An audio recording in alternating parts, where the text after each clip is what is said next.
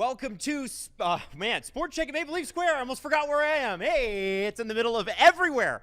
In the middle of everything. It's exciting to be here. Jesse Blake is joining me, and we have Steve Dangle joining us for the watch-along in 40 minutes. SportChek at Maple Leaf Square, the center of the universe, because it's Toronto. So, of course, it's the center of the universe. This is the Steve Dangle watch-along pre-show. And listen, SportChek is your destination to gear up for playoff season. Obviously, you can get your jersey crested at SportChek's anywhere. But this one's the one that does it quickly. This is the one people are in right now buying jerseys so they can be out there in a few minutes, 40 minutes exactly, to start Game 5. Now, Game 5, Scotiabank Arena, we are going to talk about it. There's a lot to break down. But right before we started the show about an hour ago, we got news that the NHL has canceled its All-Star Game. So how this is going to work was next year for 2026, we weren't getting obviously four nations. We were going to get the Olympics, right? So their whole thing was, okay, we're going to do it in New York at UBS Arena where the Islanders play.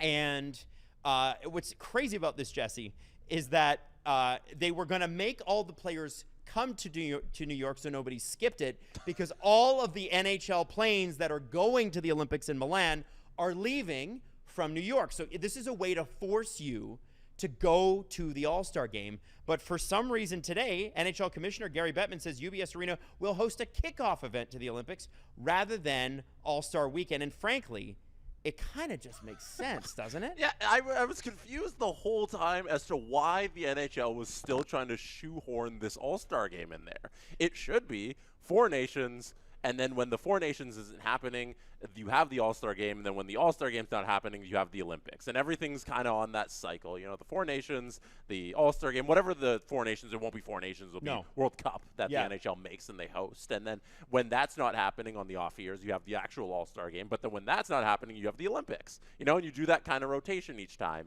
And everybody thought that that's how it was going to work. But then the NHL insisted on doing this All-Star Game. So now they finally come to their senses, and they've canceled it. Exactly. And I'm looking at the events page on the NHL website, and it's still this is so fresh. It still says NHL All-Star Weekend Long Island. Oh, wow. So they haven't even changed the graphics over. So this must be something that they were talking about with the NHLPA. And like I said, this just happened a few hours ago. What the quote is it says, we'll have an event at UBS before we go to the Olympics, but then we'll do something that's more focused on a major hockey event the following year. We have a bit of time to finalize what we're doing. And you know what, Jess, like we're talking about, you know, the Olympics are a lot more than, you know, the week and a bit that it took to do Four Nations, right? Four Nations was 10 days. The Olympics is, you know, it's not 14 days, it's like 16. Yep. And it's a lot, so 16 to 18. So it's going to take up most of February. And doing a quick event before they go, like doing an event and where they're skating and somebody might get injured. The other thing I was thinking was, you know, a lot of these athletes want to be there for the opening ceremony because that's the most exciting thing to be at. Most athletes want to be there for the opening ceremony, walk out with your country, feel that the rush of the crowd and the patriotism and all that.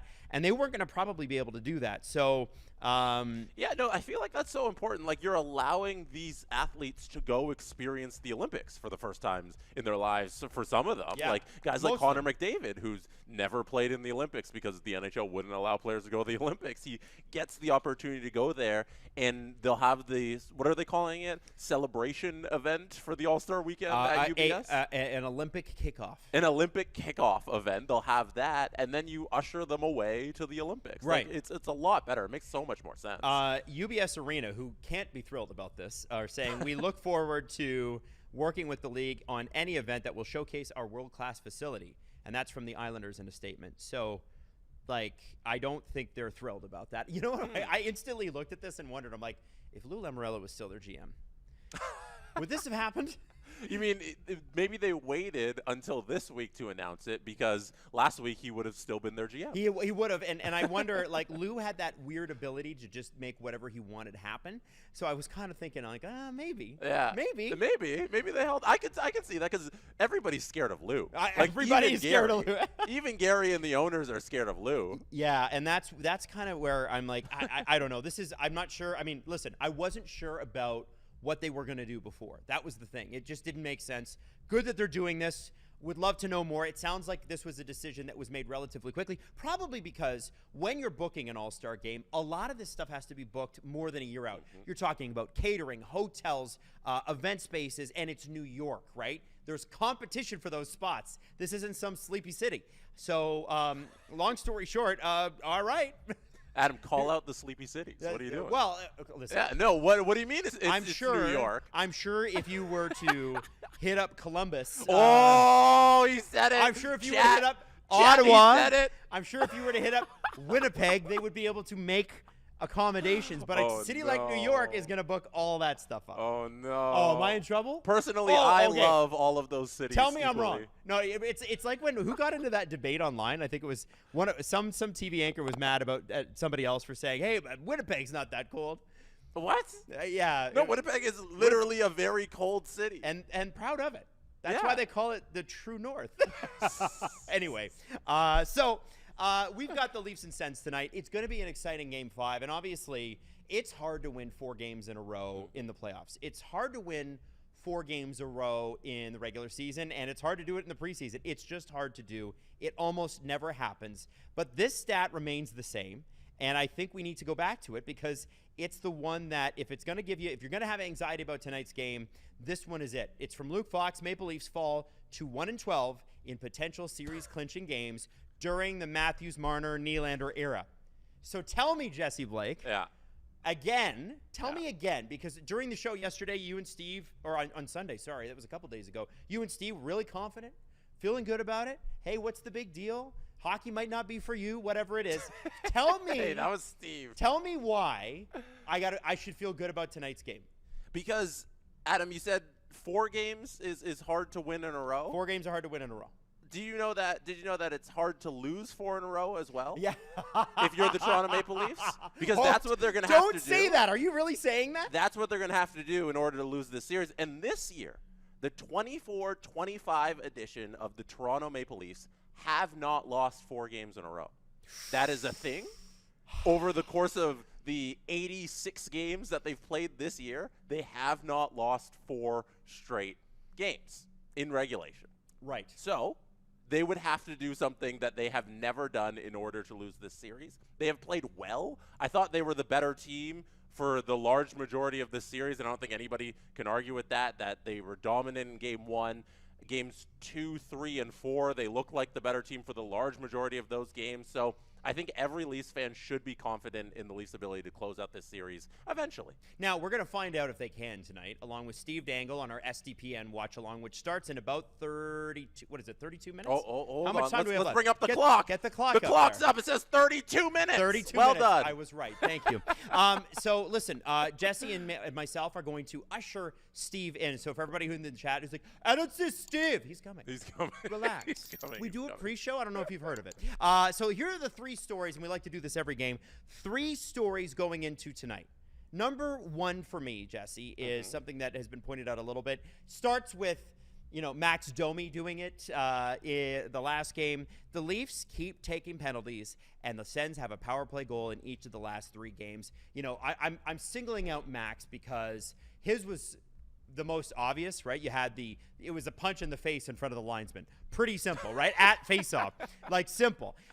The whistles have undoubtedly been tighter than in series past that we've seen. Obviously, when the Leafs played Boston, it was like legal murder on the ice. I would say the whistles in this series are way tighter than what I'm seeing in Florida, way tighter than what I'm seeing in Dallas and Colorado, even though there have been penalties in that series. There are certain series that are just reffed tighter. This seems to be one of them. What can the Leafs do to mitigate the fact that they're taking more penalties? What do you do to reduce that? You're not going to go penalty free. What do you do? Yeah, no, their ethos is playing smart defensive hockey and not making mistakes and just capitalizing on the offensive opportunities when they come. And that's the hockey that Craig Berube has them playing. And a part of that is not taking dumb penalties because then you're giving the other team an advantage on offense, obviously, with the power play and everything. But it's a part – they know. That's the thing about smart players and NHL players and guys who are at the highest level of their sport is they know when they make the mistakes. And when Willie had the trip, you single that Max Domi, but Willie's also been responsible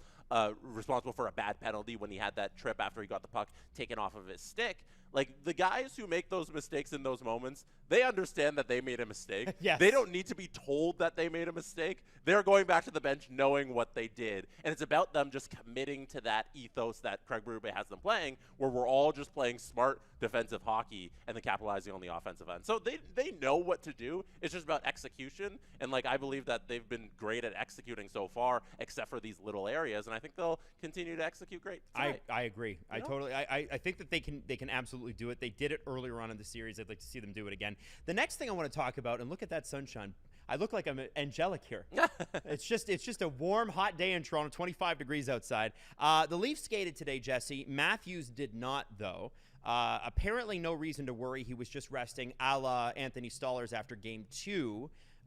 Yes. So do you want me to correct you on that? Give it to me. Give it to me. Matthews did not skate yesterday when the team skated. Yesterday. Matthews actually skated this morning during the optional skate, where usually he won't skate, but because he missed yesterday and he didn't skate for 2 days, straight days after they took off Sunday, so he got on the ice this morning and he was out there with Domi working on his shot. So just a breather. Yeah, he just took a day off because they played a lot. They played a bunch of OT games and he wanted a day off, so they rested him on for Monday for that practice, and then this morning he skated. And obviously Anthony Stolarz has done the same thing. You can't blame them. Like, Matthews played 26 minutes on Saturday night, so maybe. And Stolarz was out there today as well. He was, yeah. Now you talked to the guys. Obviously, you did morning skate. Max Pacioretty said, you got to be willing to die out there. Great quote. Doesn't it get you fired up? Did you catch a vibe from the team today? Yeah, no, the vibes are great. Like, really? they've been consistently like in a positive direction. I think. No, I wouldn't say all season long, because there's been moments where things have gotten shaky and there's been pressure from the Steve Dangles of the world coming from the outside that infect the locker room. I think it's at some moments this season, but throughout these playoffs, like, vibes have been excellent, especially from the end of the season, where you end the season on a 5-game winning streak in the regular season, then you continue that through the playoffs where you win the 3 straight games from Ottawa. Like, everybody's exuding confidence in this matter. And Pacioretty, we talked about how the guys know when they make mistakes. And I loved what I heard from Pacioretty this morning, because he started his scrum talking about how he had been out for 3 months. He came back and he played 2 straight games of hockey. And he said the second game was always going to be worse than the first game, because the first game I had so much adrenaline. Yep. And the second game is when your legs catch up with you. It's like the second day after you work out, where it's like, oh, I feel good. And then the next day you're like, I'm spaghetti legs. Yeah, especially if you did. Yeah, you can't walk down the stairs. Yeah. So Pacioretty was honest, and he said, I wasn't great as I was in the first game I was back, because the second game, that's when it caught up with me that I hadn't played hockey in 3 months. So everybody's kind of on even keel, honest with where they're at, and confident going into tonight. Now, I'm thinking about Max Pacioretty, and I'm thinking, where do you ideally slot him in? Because I mean, you obviously you keep him probably on the third line, but one thing that they keep switching back and forth with is Pontus Holmberg and Bobby McMahon on that L2 spot. Pacioretty found some success there with Nylander Tavares earlier this season before the injuries. Do you think they try him there, or do you think, like, how do you think that line 2, line 3 combination looks? I think the best place for Bobby McMahon is on that line.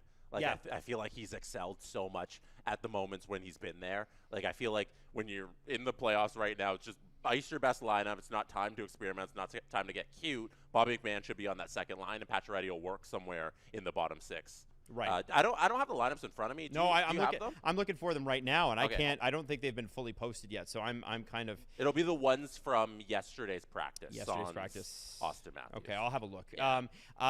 Also called up today, most of the Marlies. I'm going to run through the names: Alex Steeves, Jacob Quidlin, Nick Abruzzese, Reese Johnson, Alex Nylander, Roni Hirvonen, Matt Benning, Cade Weber, Topi Niemela, William Villeneuve, Mikko Kokkonen, Marshall Rafai, Matt Murray, and Dennis Hildeby. Why call those guys up, Jesse?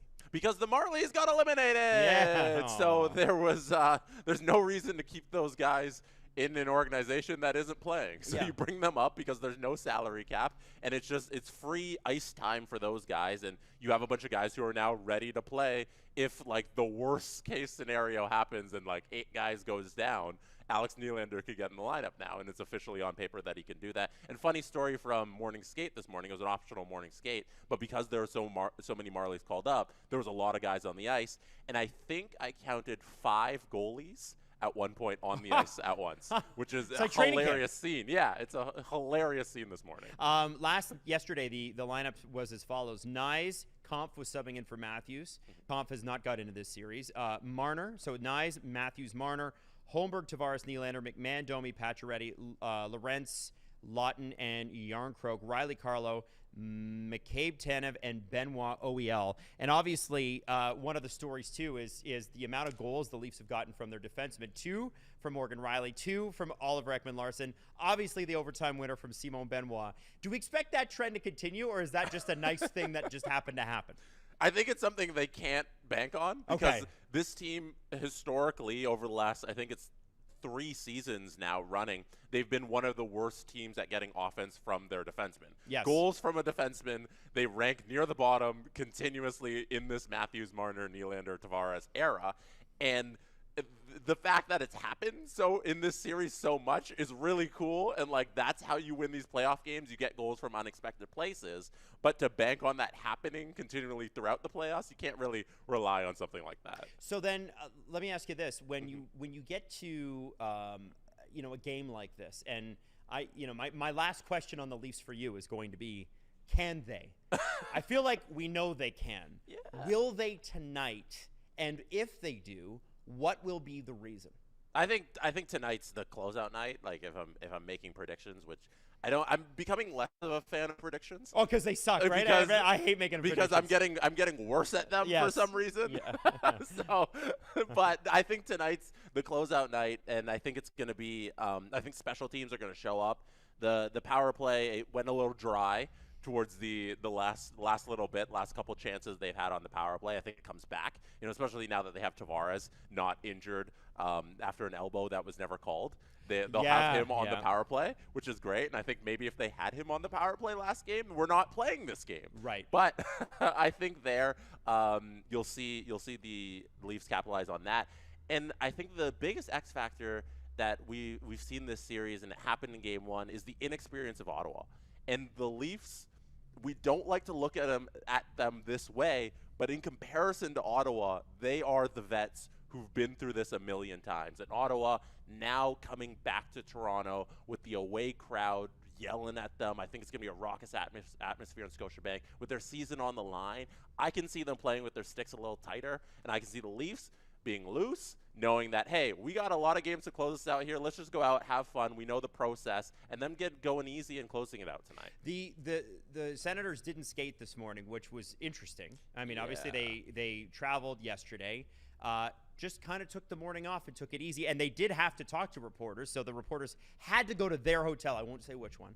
But I'm curious about that, Jesse. Was there any reaction to that just among the press corps today about them not skating, them not playing? Any kind of talk about it, or is it just something that happened? I don't want to call back to this, but I remember a team that didn't skate when they didn't have a lot of opportunities to skate, and they were like not playing too well, and they chose to take the morning off.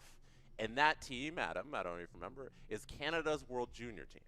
Who didn't skate during the highest moments of their mini little tournament there. Right. I don't know if it's a great idea to take mornings off like this, especially because there's a routine to coming to the rink for these players. On game days, you skate. You do an optional skate. Like a lot of the big guys won't be out there, but I think like on the road to, like, it's important to have that routine. And it's interesting to me that Travis Green decided to take the morning off and give the morning off to his team. It's interesting. Yeah. Very I don't interesting. know if it's the best strategy. I mean, I have no idea what kind of rest they need or scheduled rest or whatever. I mean, like Matthews took yesterday off, but yeah, I don't know. I don't know what the right answer is there, but it is notable. Yeah. It's worth talking about. Oh, yeah. Maybe he just wants to have as fresh a legs as possible. No.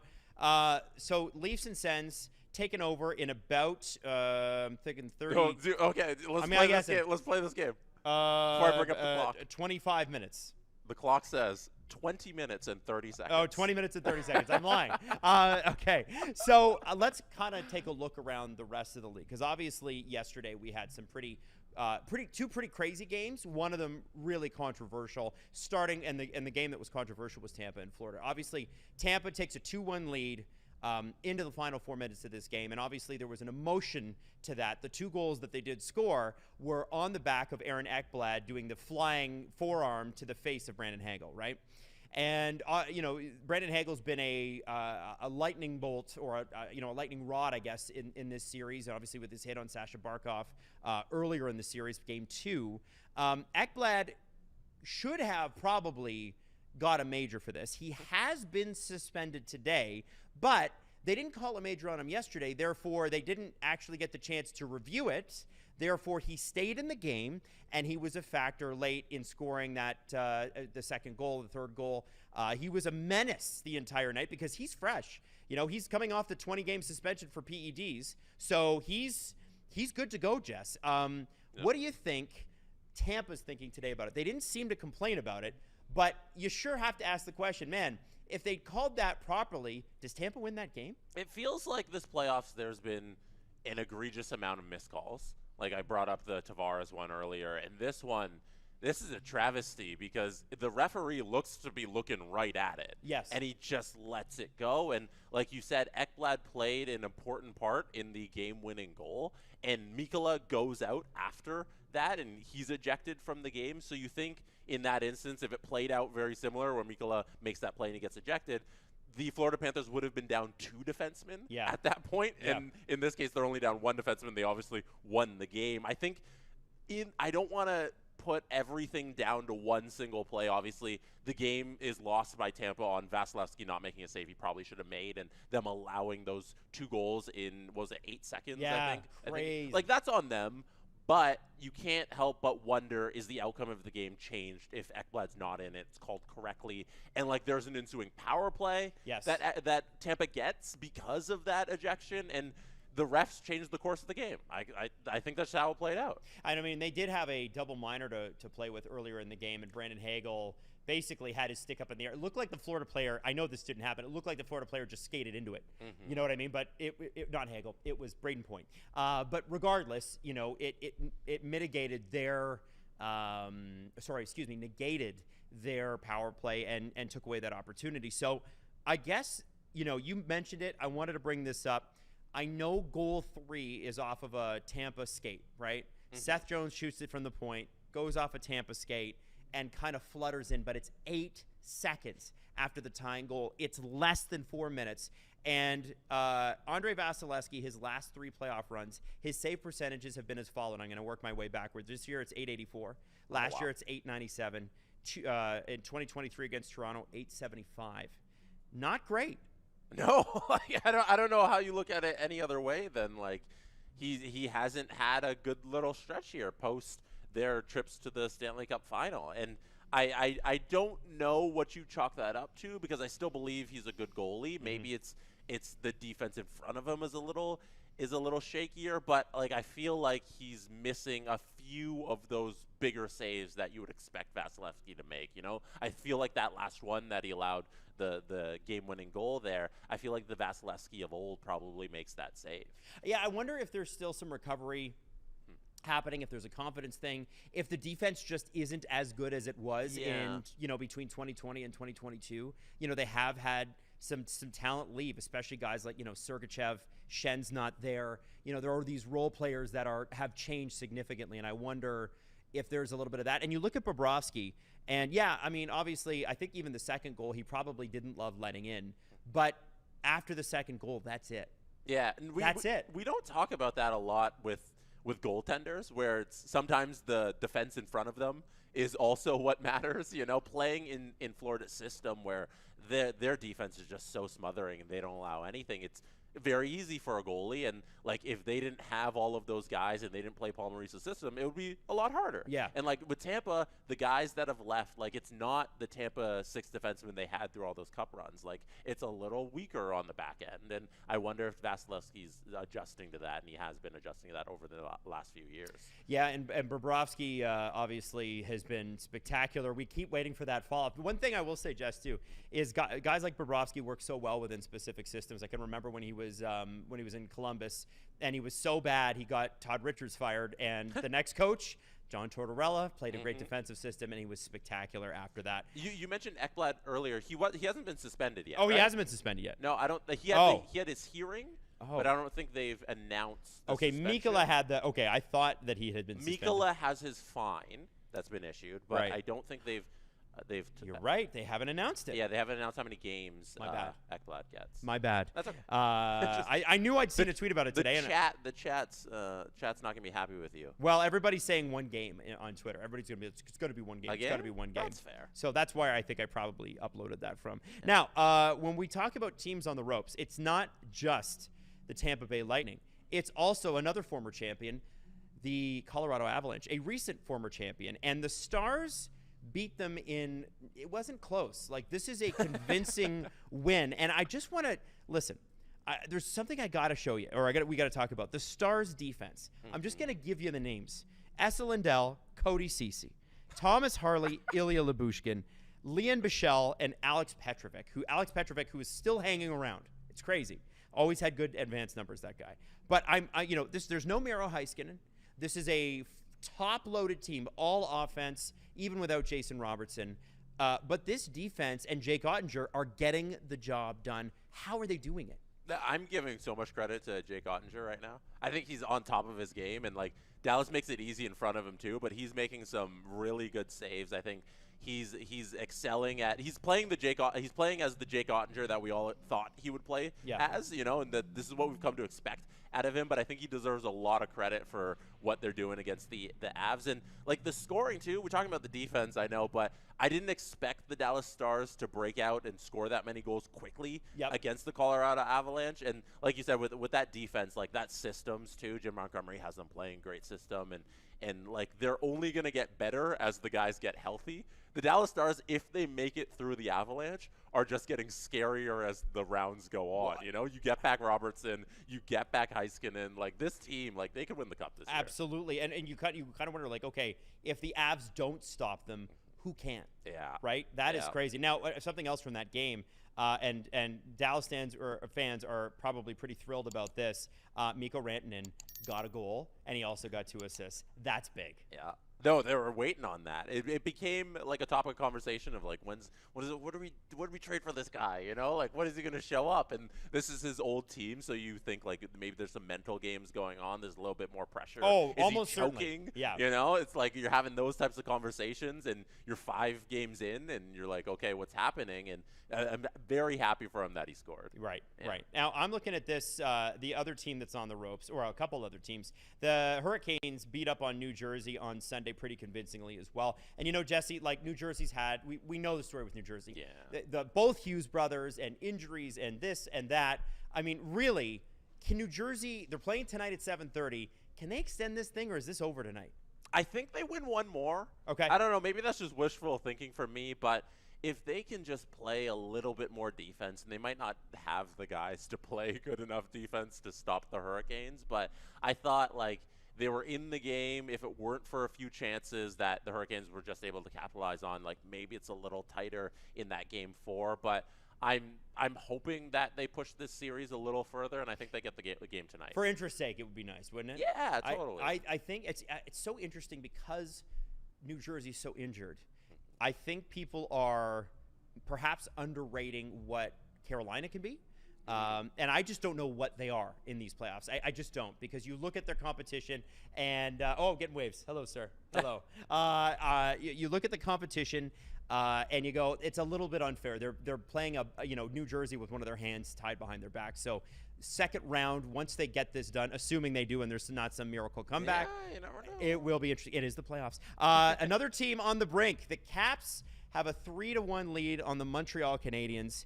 And it's interesting, Jess. You know, I've been going on and on and on because I've been covering this series closely about the Canadiens standing up for their guys. And Arbor Xhekaj really did surprise me in the sense that he has changed the attitude of the Canadiens. Josh Anderson can run around a little bit more out there. And they did have the lead till the end of the game, and they lost. They gave it up. Obviously, it sucks not to have Montembeault, but Dobish played great. I don't think you can hang this on him. One of the things that I feel like is just so true, and Habs fans are probably not going to like this, is the Caps are straight up just better. And it was always going to be a miracle for them to get any other result than what they're getting in this series. Yeah, no, I 100% agree. We should give a plug for you, by the way. So, well, watch along tomorrow night. People are on the channel right now watching. If you want to watch these games along with Adam, he's doing a sidecast of the games every Montreal Capitals game. So tune in for those. Oh, they're fun. And Adam, you have a good time on those, right? Oh yeah, absolutely. I mean, okay. What? 2 years in a row, I think I've picked the most boring first round. Last year. What? Oh, dude. Now listen, you guys, if you're not watching every minute of the Caps Canadiens games, it's easy for you to think, oh yeah, Ray to play sick. These games are amazing. Actually, they're not. They're not that exciting. They're low event hockey games, especially the last one. There are spurts where it's great. There are spurts where Josh Anderson and Tom Wilson are fighting on the Capitals bench. But for the most part, it's low event hockey. And we were talking about it on the stream, and one of our listeners came up with the what is this rate on the excitometer? And we were trying to come up with a deserve to win a meter, but an excitement excitometer. So we were thinking like, okay, it's got to be double, offsetting penalties should be on that, score, high danger scoring chances, that sort of thing. There should be a way to rate how good or how exciting a game is to watch based on the numbers. How unhappy the coaches will be about how the guys are playing. 100%. The higher the rating, the more mad the coaches are going to be. The more upset Spencer Carberry is, the more happy Adam Wild is. 100%. Yes, yeah. So listen, I as I stand here at SportChek at Maple Leaf Square, I'm here to tell you that outside of those small events, it's been a snooze fest in the way that Nashville and Vancouver were a little bit last year, except that was even worse. When it's exciting, though, it's great. And the one shot that Montreal, I think, really does have that's been amazing is the Slafkovsky, Suzuki, Caulfield line. They are genuinely special. It's so much fun to watch them, and the Caps don't seem to know what to do with them. The rest of the lines, though, like Demidov looks amazing on the first power play unit. I'm starting to see William Nylander type, swirls around the offensive zone already. Remember, this kid's a teenager, right? Like, this is a very, very young man. They're going to be very scary, but I don't think they have the depth of lineup to get it done beyond this. My thing is going to be, is it Game 5 Wednesday night, or is it Game 6 Friday night? What's your prediction? I want to know. I mean, if they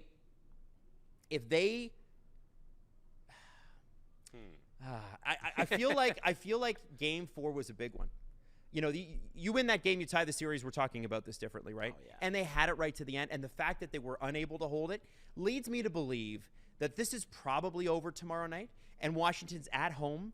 I feel like that it really does tilt the scales in their favor, and it was already tilted in their favor. So my prediction, and don't hold me to this, even though I know you will, I think tomorrow night might be Montreal's last game of these playoffs, but we will definitely see them next year. I think anybody who didn't watch the Montreal Canadiens closely this season probably doesn't know that the drop off from Montembeault to Dobish isn't that much. No, it's not crazy. Dobish has played a few games this season because of injuries and the way the guys were playing, and Dobish is like, he's good. Like, he's good in terms of, like, he can fill in and start for the Canadiens, and they're just as good as they are with Montembeault. It's important to remember, too, that Dobish is a rookie.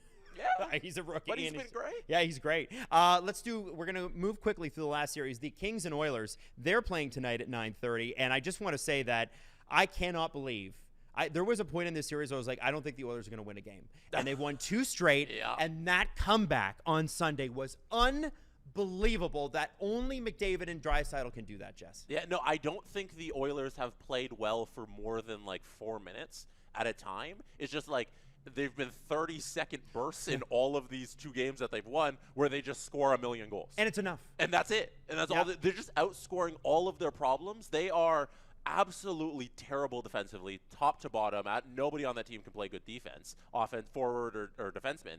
But they're able to outscore their problems, and they're getting like 3 saves out of Picker that are keeping them in these games. And I don't know if you've seen, I want to bring it up on the podcast tomorrow, and I don't have it in front of me right now, but there's a screenshot of when Byfield can just clear the puck and win the game for the Kings, and there's like 40 seconds left, and he can just send it down the end of the ice, and that's it. They win that game, but somehow they're able to have a miracle and keep that puck in and score the goal and win the game. And it's a miracle that they're tied 2-2. It is. But this is Oilers hockey. Well, it has to be this year.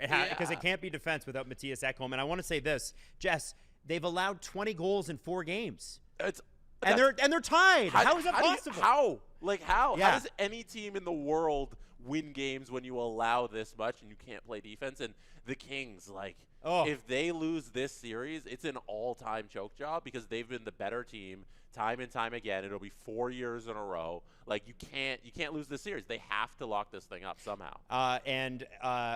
With that, I guess we'll find out and see who goes ahead. That Jim Hiller challenge, man, until the Kings wrap up this series, that's going to be looming large as a potential turning point. It already is. Blues and Jets. Blues have looked really good the last couple of games. Jesse, Connor Hellebuck has said, I need to be better, and I will be. What are we at on the fraudometer? No, the fraud. He's got an .817 save percentage in 4 games. I don't know what you're talking about, Adam. How have you pivoted? You should have stuck to your guns. I'm just waiting for this series to play out. We'll see how it goes these next couple games, and when this thing is all said and done, I might be doing a lot of gloating, a lot of patting. But for now, Connor Hellebuck, he's gonna step up and play like the Hart Trophy candidate, like he is. All right. I have no doubts in my mind that he'll rebound here, and the Jets will take it and go all the way to Stanley Cup Finals. Jets have played 5 games, and then 4 games in the last 3 playoff runs. So far, Hellebuck is 886, 870, and then 817 this year. That is rough. Now, moving on to the Wild and Golden Knights, they're tied 2-2 as well, playing tonight at 9:30. Obviously, the refs had a big influence on the end of that one last time, but it really does, to me, come down to Kirill Kaprizov and what kind of game he has, because I don't think the Golden Knights have an answer for that. No. If Kirill's playing amazing, he has the ability to take over any game. It can be a hard challenge for Vegas. And Vegas isn't playing as great defensively as I thought they would coming into this playoff. Shea Theodore's had some rough games. Yeah, and they're so good on defense in their system that I'm shocked at what they've allowed so far in this Minnesota series. But I think it speaks to how good the talent in Minnesota is, and that they're not a true 7 seed that they are because of how they played from January to the end of the season. They seem to be playing like they were in the fall, and that's the team that we got now. So they're not a true 7 seed, and this is a lot closer matchup than I think anybody thought coming in. But how could you predict that? 100%. You'd have no idea. Now, if I'm not mistaken, we got 2 minutes and 30 seconds until we're 2 minutes and 40 seconds. All right. My times are good. My times are good. Yeah. So quickly to mention here, Rick Tocchet will not be back as the head coach of Vancouver. The Canucks released this statement after a very long and thorough process. Unfortunately, Rick has decided to leave the Vancouver Canucks. This is very disappointing news, according to Jim Rutherford, but we respect his decision to move to a new chapter in his hockey career. We did everything in our power to keep him, but at the end of the day, Rick felt he needed a change. He's a good friend, a good coach, and we can't thank him enough for all he did for the organization. Talk is a stand-up guy, and we wish him nothing but the best moving forward. Obviously, a tough year, but they won the division last year, and he really did make an instant impact after taking over for Bruce Boudreau. I'm wondering, Jesse, what does this say more about, Rick Tocchet or the Vancouver Canucks? I think it says everything about the Vancouver Canucks, and I don't think anybody's surprised that he's leaving based on the season that they had. And it feels like he's getting off the Titanic just before it starts sinking. Just before it hits the iceberg, he had a little bit of a hunch and a tingle in his toes. He's like, what if I just hop this ship next to the Titanic and I leave? Yes. And then now we could be entering a new era of Canucks hockey where if they don't turn this thing around here, it could be disaster with Quinn Hughes throwing out the feelers about leaving if they're not competitive. I really hope for Canucks fans' sake that they have a good season next year under whatever new head coach they have, because I don't know what direction Jim Rutherford has them going in right now. Now we're live with SDPN from Maple Leaf Square. It's SportChek at Maple Leaf Square, to be specific. Come here, get your jersey crested. Obviously, the party's happening outside already. You could see they're testing the smoke guns. And I just want to say a couple of quick things. Mike Sullivan is officially out as Pittsburgh's head coach. Dubas and Sullivan had a really amicable meeting a couple days ago. Also, word out of Pittsburgh is that Fenway Sports Group, their owner, is looking to sell some equity in the team. They've had a lot of job cuts behind the scenes in non-hockey roles over the last 12 months, so that'll be interesting to watch. Not sure if there's cash flow issues with Fenway Sports. They also own, obviously, the Boston Red Sox and one of the EPL teams, and I don't know off the top of my head. There are teams right now with coaching vacancies in Anaheim, Boston, Chicago, New York Rangers, Flyers, Pens, and Kraken, and also Hughes, Makar, and Rowinski were announced as Norris finalists today. And that is it for the pre-show. SDPN Live from Maple Leaf Square. SportChek at Maple Leaf Square. Now time for Steve Dangle. You got 10 seconds. Now time for Steve Dangle. You're gonna keep saying in 10 more seconds. You nailed it. Not great. You nailed it. You nailed it. All right, Jesse, thanks so much, man. Have fun in there. Goodbye, everybody.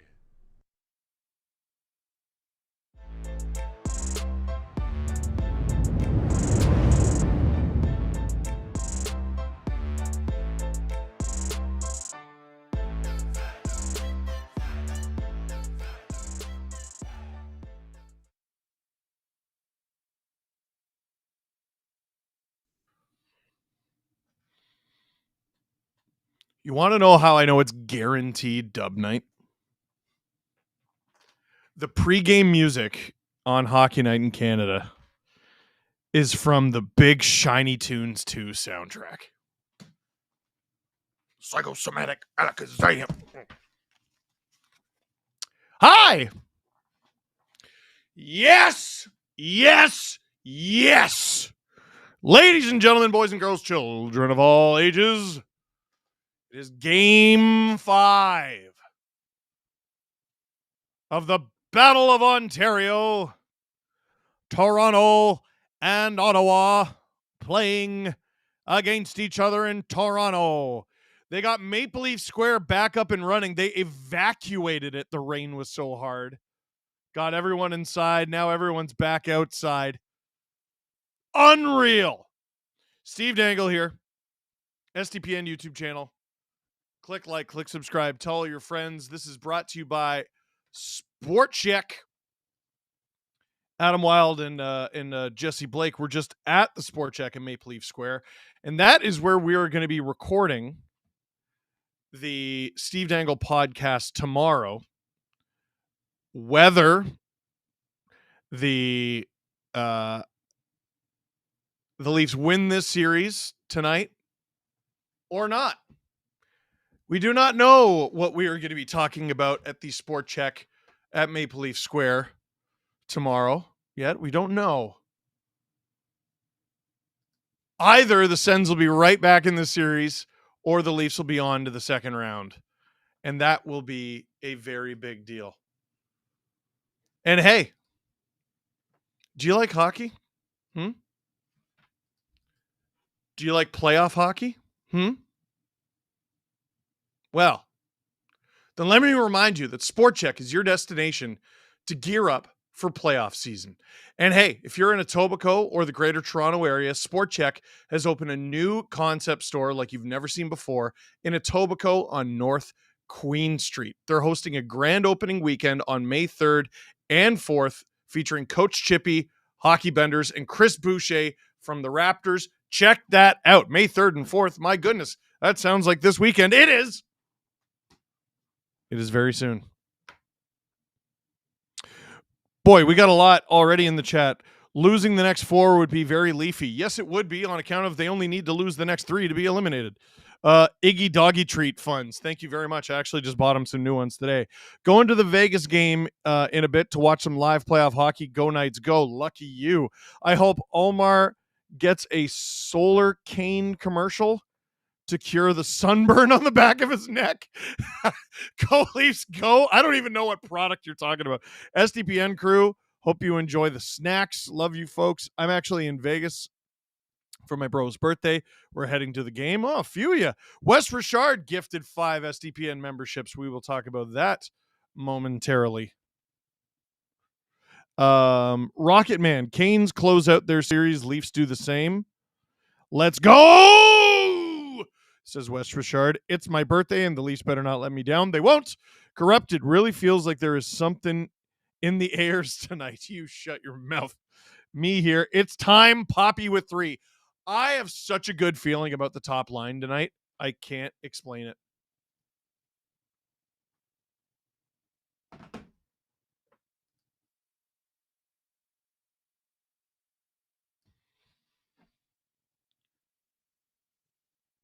Julian was chirping Leaf fans. What'd he say?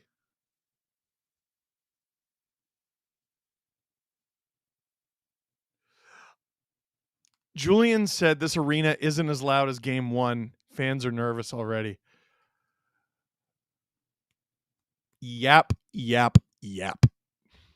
You know what? I look forward to Julian's coverage of Sen's locker room cleanup on the CJ show. That's what I'm looking forward to. Cujo is on my television right now. Leafs alumni jacket and jeans. Can't lose. Cannot lose. Paul S., I view game 4 as house money. Sucks they lost, but still okay. If they lose tonight, though, the pants pooping process just might begin. Graphic, gross. Can we get a go, Leafs, go? Go, Leafs, go! Yes, we can. Alan Frey's drinking coffee with way too much sugar. BP 124/80. What is BP? I know you're talking about your heart rate. Oh, beats per minute? Blood pressure. Oh my gosh, that sounds terrible. 47 beats per minute. I think I'm broken. Yeah, that or your device. Go to the hospital. Steve, you arrived in our mailbox today. Yay, the doll. Love that. Hope the Leafs win. I want a Caps versus Leafs Eastern Conference Final. Remember that time Matthews transformed into an even better version of Bergeron after a decade of getting beat by him? Then people started complaining. Gosh, we're damaged. Thank you for that thing that I asked for, Drew. You're the best. Let's get a shout out to producer Drew in the chat. Leafs hockey is for me. Keep yapping. Love that. Hey, you want to be an SDP VIP? You should become an SDP VIP, and I'll tell you why. Tomorrow, we're going to be recording our SDP VIP episode. Well, what is that, Steve? We do 3 episodes of the Steve Dangle podcast every week. Unless you are an SDP VIP, then we do 4. It is a special episode behind a paywall that we do every week. We talk about pop culture, news, and whatever we want to talk about. It is generally a little sillier than our hockey podcast. And we don't talk about hockey on that show often, but we do sometimes. You can also get every episode of the Steve Dangle podcast ad-free if you bump up to the ad-free tier. Now, if you get SDP VIP, the VIP episode is ad-free. All other episodes have ads. You can bump it up. You get special access to emojis in the chat. And speaking of which, in the chat, if you want to become an SDP VIP or you want to give people the opportunity to be an SDP VIP, the little $sign in the bottom right corner, you can click on that. It'll give you the option to leave super chats, the option to sign up for SDP VIP yourself, or to gift memberships. Finally back in the GTA after being in Florida for the first 4 games. Wow! Go Leafs, go! Go Leafs, go! Go Leafs, go! I love my hockey rants and raves. I love you. Corrupted. I have no Leafs jersey, but got my SDPN shirt on. That counts. Which anyone can buy online at the SDPN store. Hashtag free ad. Go Leafs, go. PS onesie picture incoming. Love that. The puck is about to be dropped. Hey, Pokemon, welcome to SDP VIP. Steve. Thanks to SDPN, Steve Dangle, Pontus Network.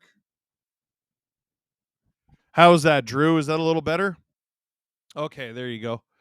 Puck is about to be dropped. Leafs starting with the 4th line. Puck is dropped. Scott Lawton wins the draw. Thank you to Heather for the 5 SDPN memberships, and we are on our way. Sens working on clearing their zone. Fourth line working on keeping him in there. Lorenz takes his man down. That was Ridley Gregg. Carlo, shot. Tess Allmark early. This fourth line has been excellent. You could hardly call them the fourth line. They're very clearly the third. Leafs dump it, and it looks like they'll get a quick change in. Marcus, Steve, light a candle for us European viewers. Light a candle for us. Our power might go out. There was a huge storm. Ricky says, go, Leafs, go.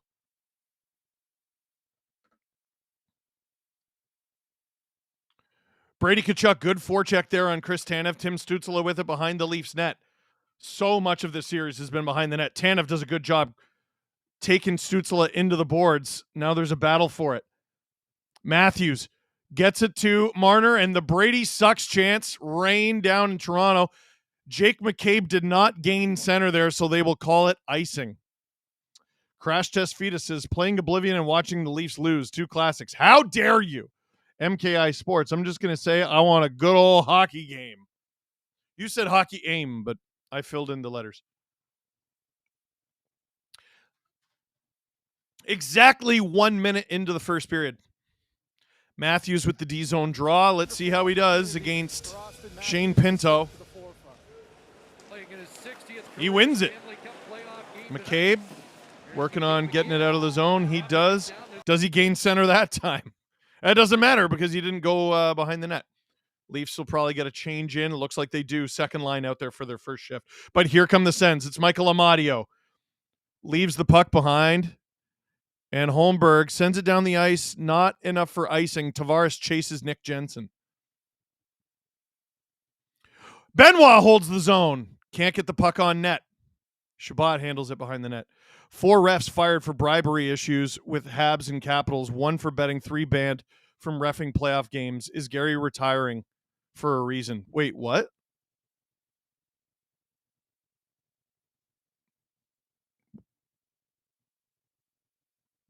Whoa! William Nylander! Domi! Oh, he fans on it. Is there some breaking news I don't know about? The last thing I saw was Aaron Ekblad got suspended 2 games for his forearm shiver on Brandon Hagel. Sens try to center it. Oh, David Perron! They score! Or did they? Oh, boy, I have no idea what happened there. Is Stolarz okay? That was chaos.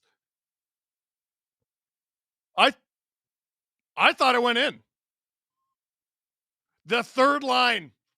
Berube stuck with the same third line, and I just completely disagree. They had a horrible, horrible game 4.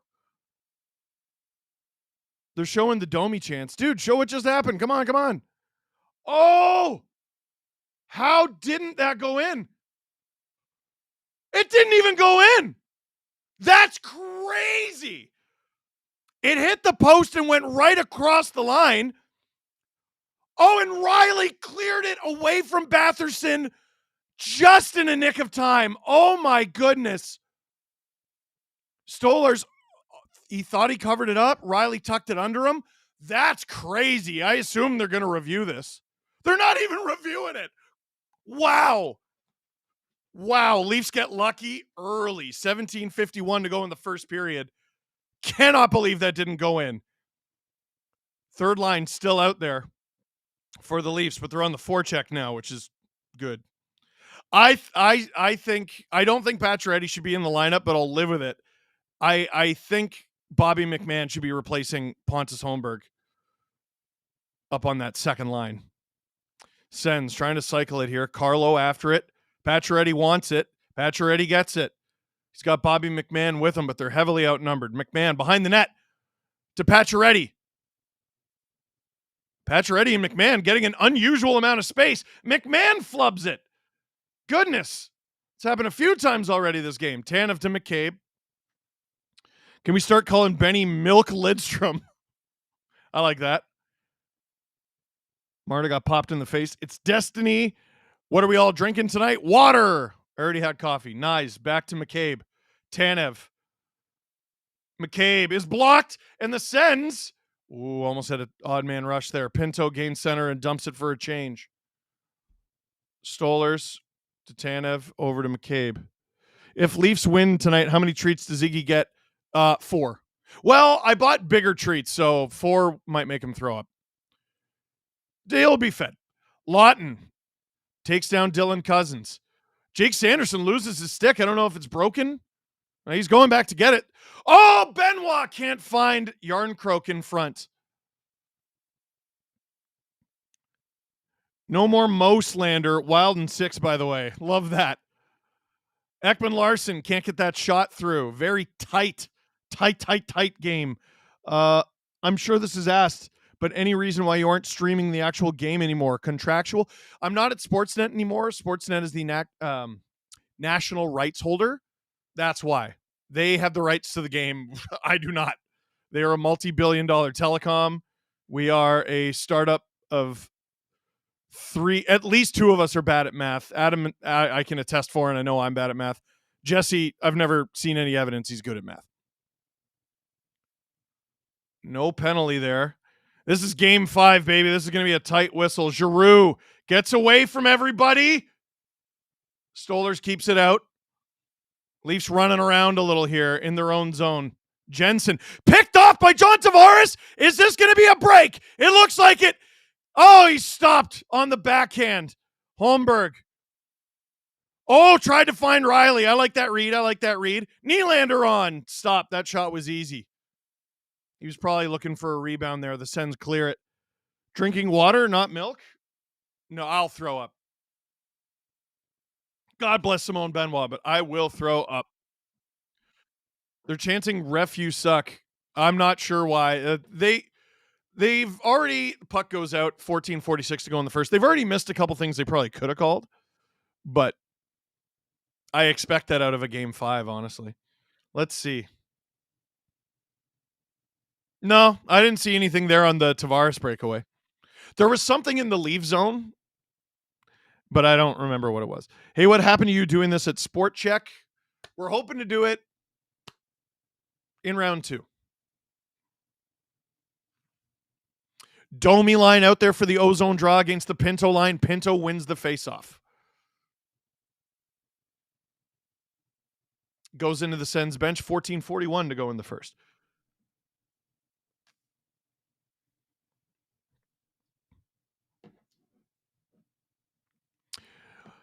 $3,300 of you in the chat. Under 600 likes. That's boo. Please click like. Atomic, welcome to STP VIP. I assume this face-off is going to be just outside of the Sens zone. Oh, no, it's going to be in the Sens zone.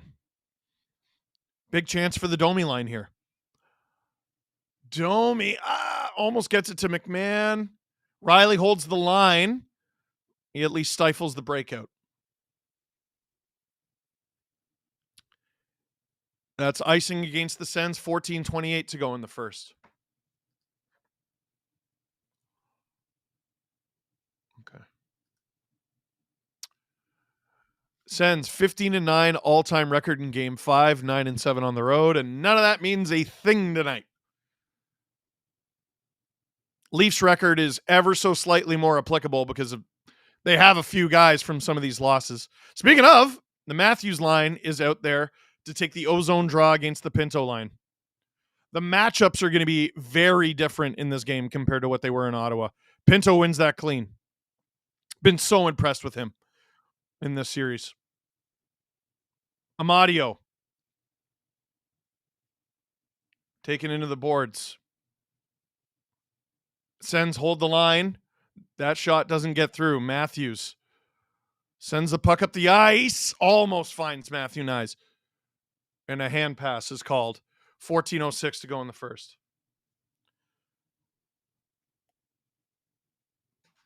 Matthews looks a little uncomfortable there, eh? Something with... Oh, he took the shot in his hand. Yeah, you do got to remember your... Yeah, I'm sure that just hurt.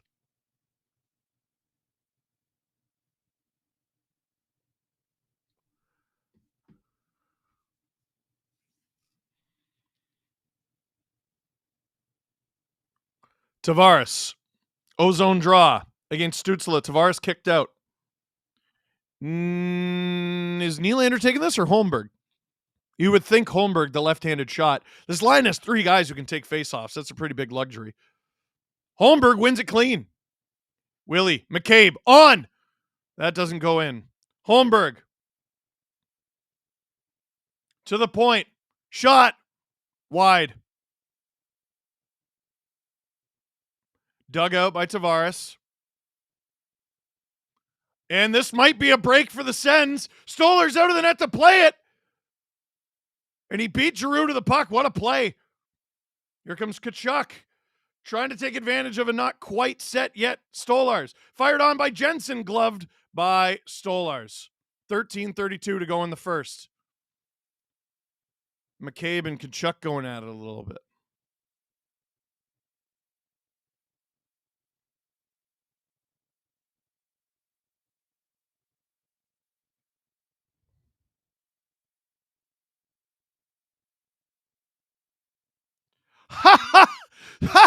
Jesse just sent, someone brought a sign to tonight's Leafs game. It's of me, and it says, go to the net.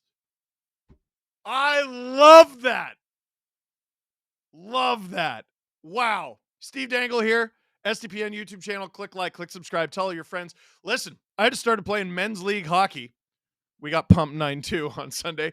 So because of that, I've been trying and achieving my goals of getting stronger, gaining confidence, and improving my endurance with Peleton. From 4-week strength building classes to running, indoor and outdoor workouts, and everything in between, Peleton will push you to achieve your goals.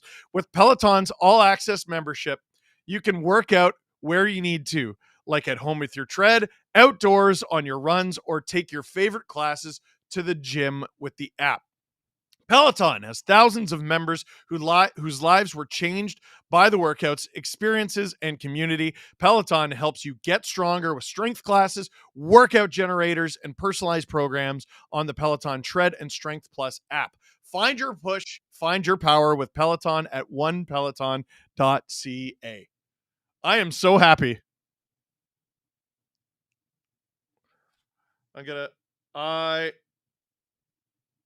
I love it. Oh, there you go. There you go. Drew's got it on screen. There you go. Go to the net. I love that. I absolutely love that. Interesting to get these 2 questions back to back. Should Yarncroke be benched and who to replace him? Then Natalie Drake says, when do we see Robbie again? Surprised not today. So I'm surprised it wasn't today, and I wouldn't be scratching Yarncroke. I think you got to watch what his line is doing. I think they're doing an excellent job for checking, keeping the other team, keeping Ottawa in their end. I'd swap Patches for Robertson, especially on home ice. But we'll see what Patches can do with home ice. He hasn't played here yet in this series. Lawton to take the draw in the defensive zone. Sens win it. Yarncroke attacks the point, forces the shot wide. Ekman Larson shovels it. It's out. And Montemapalo has to scamper back to get that before Steven Lorentz does. Montemapalo up the boards to Zetterlund. Zetterlund leaves it for Gaudette. No, he doesn't. Well, where's the puck? It's along the half wall. Ekman Larson tries to go glassing out. It doesn't work. Sends. Oh, they said it's a high stick. Why are you surprised? You do understand if the parade happens, you're going to be in it. I'll be there. I don't think in it though. Stephen Emmerich, advice how to chill. It's like asking a lion for vegan recipes. What? I've been trying to be calm this year, but my nerves are still shot. Just enjoy the ride, enjoy the process. There's a Leaf down behind his own net. He looks injured. Was that Domi? Is he up? Is he back in the play? He's up. He's back in the play. I don't notice anyone missing. Sens have it in the Leafs' end. Wide open shot for Shabbat. Doesn't get through. Where's the rebound? There isn't one. Solars doesn't know where the puck is. I think he might have. he might have got that in the neck, or did he get it in the head? 12:32 to go in the first period. Both teams have had some chances. Max Domi looking a little shaken up. What happened to him? Oh, back of his head goes into the boards. I'm not totally sure who he was hit by there. It was Cousins? Yeah, Dylan Cousins. I don't think it was a dirty hit. He just went into the boards awkwardly. I don't know if it's his head or his neck or what. D-zone draw. Matthews wins it clinically with the help of McCabe and Tanev. Nyes dumps it. This game is very young. It's still 0-0. Tanev. Marner. He needs to have a big game. Zub evades Matthews. Marner like a bull in a china shop. He helps keep it alive. Nyes. Tanev. McCabe. Marner. Matthews. Oh, doesn't quite receive the pass right. Or rather, the pass was a little off target. Marner's throwing his body. I like it. He's been doing that this year. Nyes. It is a little too quiet in there for my liking. Nyes tries to hand it off to Nylander. Passes off target. The passes are definitely a little frantic. Benoit keeps it away from Amadio. Nylander leaves it for Tavares. Good play. Ekman Larson over to Tavares in the neutral zone. To Nylander. Oh, puck taken off his stick. I think that was Montemapalo. Benoit! Trickler! And Ullmark gloves it, and we got a big melee in front of the net going after Holmberg. Gotta watch my Canes take care of business. Looking forward to a fun LFR after a round 1 win. Mwah, thank you for that. Bob Ogden goal tonight. That would be great. That's a deep cut. There was a good stick from Clevin, not Montemapalo, on Nylander there. Ooh, that Benoit one was deflected hard by a Sen stick, and that was dangerous. 11:16 to go in the first. Shots on goal, 4-3 for the Leafs. Second line still out there, it looks like. Is the Sens logo technically an Italian? Shut up. I hope not. Don't tell that to anyone north or west of the city. Leafs send the puck up the ice. Is this ice? Looks like they waved it off. Ullmark out of the net to play it. Sounds like a regular season game in there. No, regular season games are louder than this. There's definitely a nervous energy. Perron. Stopped by Stolars. 10:48 to go in the first. Middle Earth Matt. I think my Habs are done tomorrow. I'm bummed. You can't think like that. Otherwise, what's the point? You can't think like that. What's that? Yeah, youngest team in the league. You got to win. First goal feels so important tonight. It sure does. D-zone draw. Domi wins it back to OEL.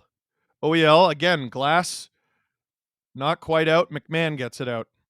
Domi carries it in. Almost gets around Jensen. And he takes takes Shabbat into the boards. Pacioretty! Oh, that's stopped by Ullmark. Here come the Sens. They dump it in. Thought they had numbers there, but they didn't like the matchup. Or something.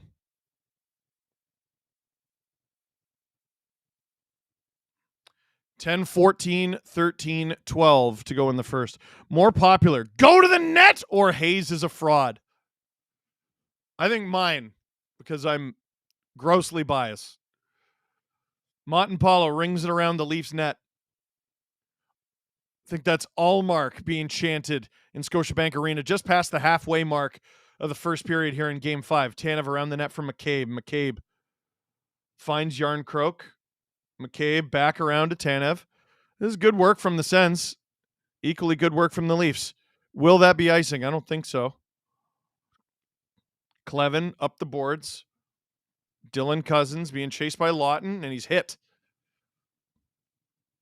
Carlo being harassed by Amadio. Behind the Leafs net. Riley rings it around hard. And this will be icing. 9:16 to go in the first period. With Mike Sullivan gone in Pittsburgh, any chance Keefe moving? Kyle loves his guys. No. I don't think so, no.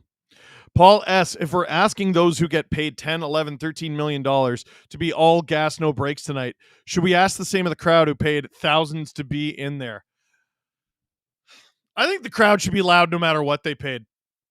They're getting there's something there. Was Tocchet an assistant under Sullivan? He was. Yeah. Good point there, Drew. Sends, this might be icing. It is. 9:01 to go in the first period.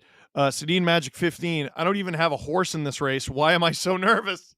Because you care. And I care about you. What's at break again? Giroux takes the D zone draw. Matthews loses to Giroux there.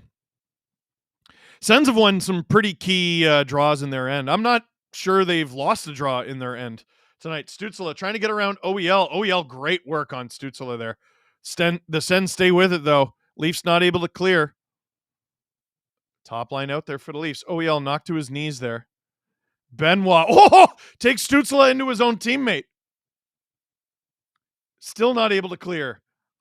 Matthews now with it. Up the ice for Matthew Nyes. Good work there by Jensen. Nyes waiting for reinforcements. Can't center it. Matthews there. Tanev. Matthews. Shoot that. Sens have it as the Leafs are changing. That was late in the shift there for Matthews. If Nylander can keep this alive while reinforcements come, a little too late. Pinto up the ice, being chased by Holmberg. Tanev leaves it for McCabe. McCabe to Holmberg, and he gets it out for Willie. The Sens are playing tight in the neutral zone. Cassie, I have Sens in 7, so about that, Steve. Stop it! No, you don't! It's in the Leafs corner now. Riley hit by Dylan Cousins. Good work. Batherson. Riley to McCabe to Riley. Up the ice for Tavares. Leafs have numbers. Tavares has Holmberg with him. Tavares shoots. That doesn't get through. Sanderson is without a stick again. Second time this game, but he picks it up again. Tavares to OEL. OEL feathers it.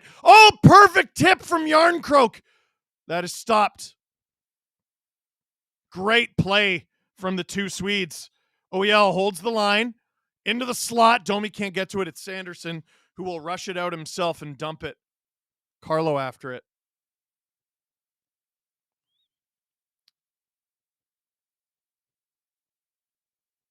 That is icing against the Leafs. Third line out there, taking the D-zone draw, which is not ideal. Yeah, they haven't been able to go to break because of all the icings.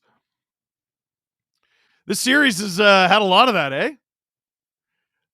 Oh, man, what a great play by OEL and Yarncroke.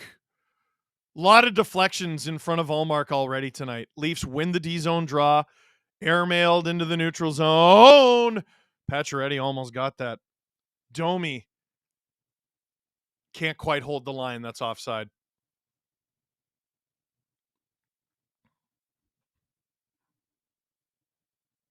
And we're going to get a break here. Oh, baby. Hey, I have a question. Have you seen Sid and Nate lately? Yeah. They've been going full in their disguises just to get their hands on Tim's new retrospective rookies hockey cards. Can't blame them. We've been opening them on the podcast. No matter if you're a hard collector or just love seeing your favorite players back in their rookie days, these throwback cards are worth the hype. You could score legends like Mario Lemieux and Doug Gilmour, or stars like Giroux, Marchessault, McKinnon, and of course, Sid the Kid, or Sid the no longer kid. Sid the grizzled vet. Plus, every pack gives you a shot at prizes like free coffee. We like that. Free donuts. We like that. And autographed rookie jerseys. We like that. This is your chance to roll back the years. Swing by your local Tim's and start collecting now. I love me some Tim's cards. Cassie. In my defense, the Leafs have given me no reason to pick them based on their recent history, and they do love getting a lead and losing in 7. So that's how I went for my bracket. LOL, 4-3 cents tonight, 3 overtimes. No, on every account. Like everything you just said, erroneous. Erroneous on all accounts. Absolutely, positively not. Sid, the middle-aged man, says Hockey Psychology. It's so good. Matthews is icing that hand that he blocked a shot with earlier. Didn't even seem like that hard of a shot. Hard enough. I know a puck is very solid, Drew. Thanks. He could have broke his hand. That's pure instinct. 6:30 to go in the first. Face off, I think, just outside the send zone. Yes, it is. The Tavares line is out there against what looks like Cousins, Batherson.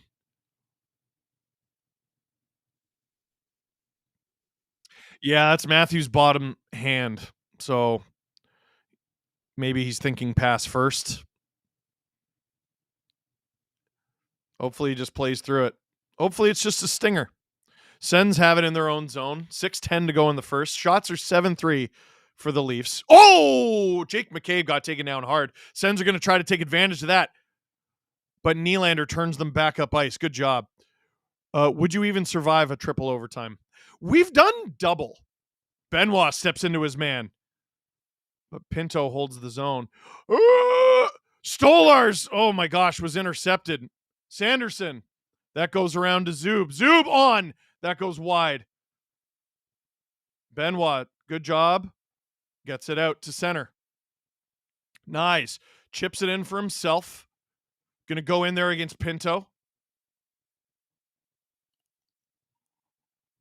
Good read by Riley to help get it around to Nyes. Puck eludes him and Pinto. And Sanderson gets rid of it.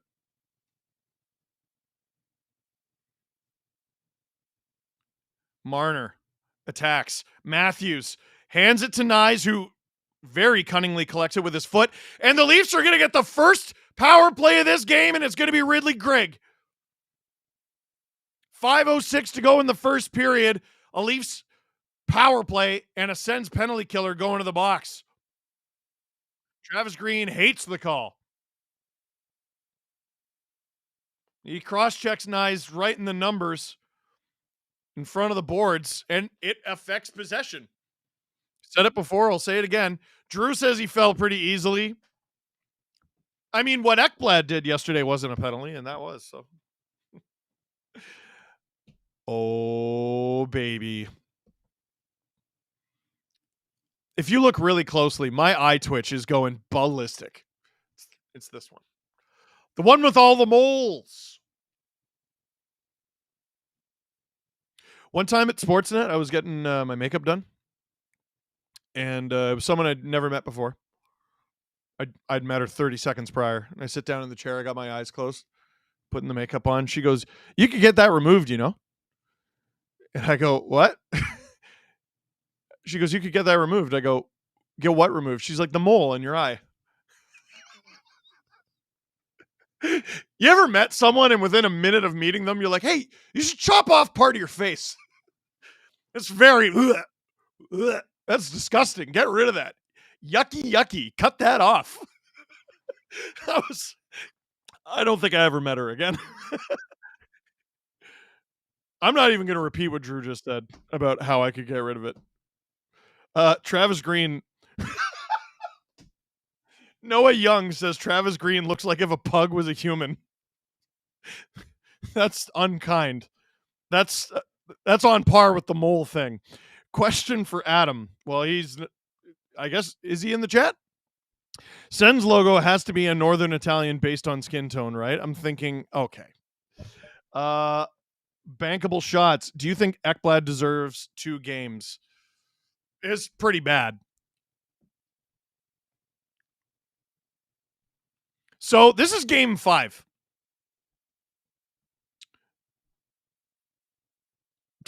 Justin, yes, run the poll. This is game 5. Leafs win the draw. This might be their only power play of the game. Marner on rebound, covered up by Ullmark. Giroux didn't have a glove there. 9 seconds into the power play. A little under 5 minutes to go in the first.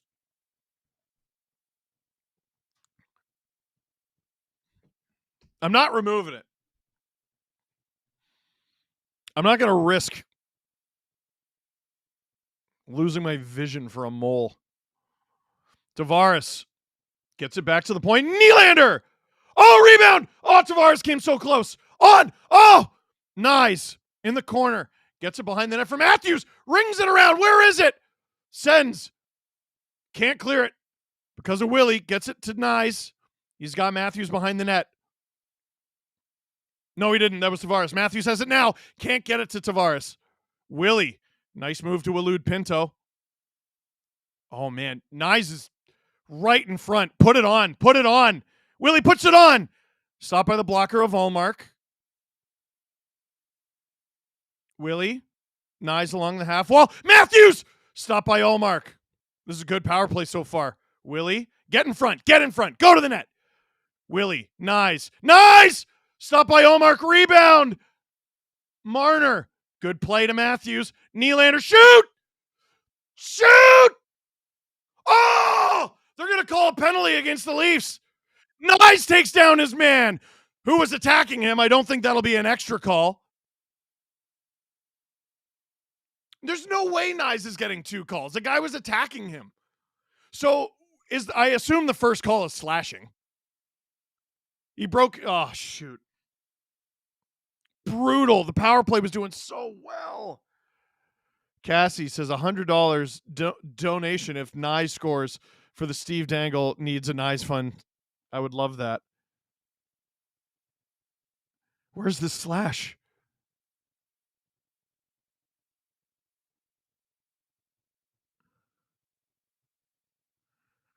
They haven't shown it yet. They're showing all the chances. He broke. Whose stick was that? Zub's? And Pinto got rocked there by Nyes, but like he's skating right at him. And it's because Nyes shot the puck after the whistle, which is understandable. But maybe get out of my face. Nyes is such a Jeep. I love it. Rocks him. Robert Bett, not saying the Leafs are slow, but maybe after 8 years, they're putting all their lessons they have learned into practice. So this is going to be 4-on-4 for about a minute, 51 seconds. Then the Sens are going to get a minute 10-ish power play. Willie skating it up the ice, and there's lots of it. Taking it himself. Waiting for friends. Has it poked off his stick. Doesn't fall down. That would have been a breakaway for Tyler Clevin. Stollers plays it to OEL. OEL around the net for Riley. Back to OEL. Only 20 seconds left in this 4-on-4 action. Riley up the ice with it. Lawton. Lorentz shoots. That's an okay play. Ullmark gobbles it up. There's 11 seconds to go. And do the Leafs just keep their penalty killers out there? There's Lawton and Lorentz. Maybe you get Matthews and Marner out there. You got the ozone draw, and they're 2 penalty killers anyway. Not penalties, nice goals, not penalties, I know.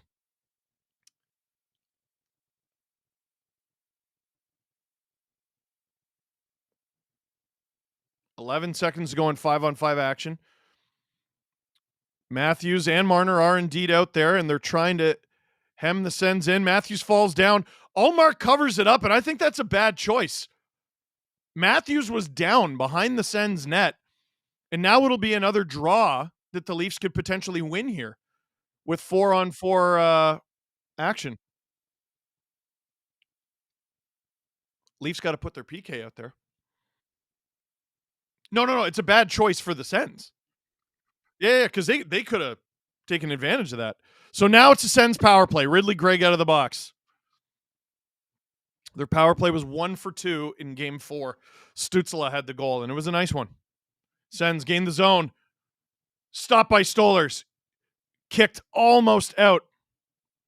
Matthews and Marner are still the forward penalty killers out there with Tanev and McCabe. Batherson. Pressured by Marner. Good job. Get it out, and he does. Down the ice. 38 seconds to go in the Sens power play. Steve Dangle here. Click like, click subscribe. Tell all your friends. Matthews and Marner no longer out there. It's Lawton and Lorentz again. Sens down low, now up to the point. Good stick from Lorentz. And the Leafs are going to carry this out. Are they going to turn it into offense here? They're thinking about it. Lawton blasts it. Where is it? Lawton. They're going to rag the puck here. Good job from Carlo. That's not offside. Great kill by the Leafs. And Nyes is going to come out of the box here. Shots on goal are 12-4 for the Leafs.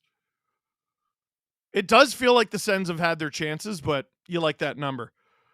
That shot's blocked by Riley. Oh, no. He takes Chabot hard into the boards. Chabot is down. Riley is definitely getting a penalty here. He might be getting 5. Disaster.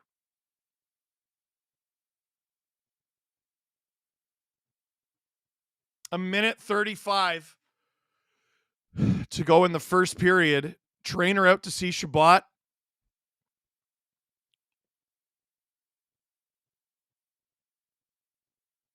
Yeah, Green is already advocating for the major. I assume they're going to review it.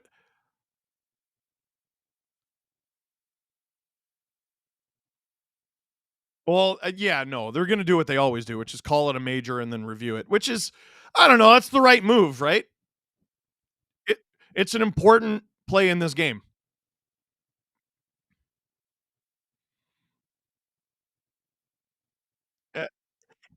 I don't see that as much worse than what happened to Nyes earlier.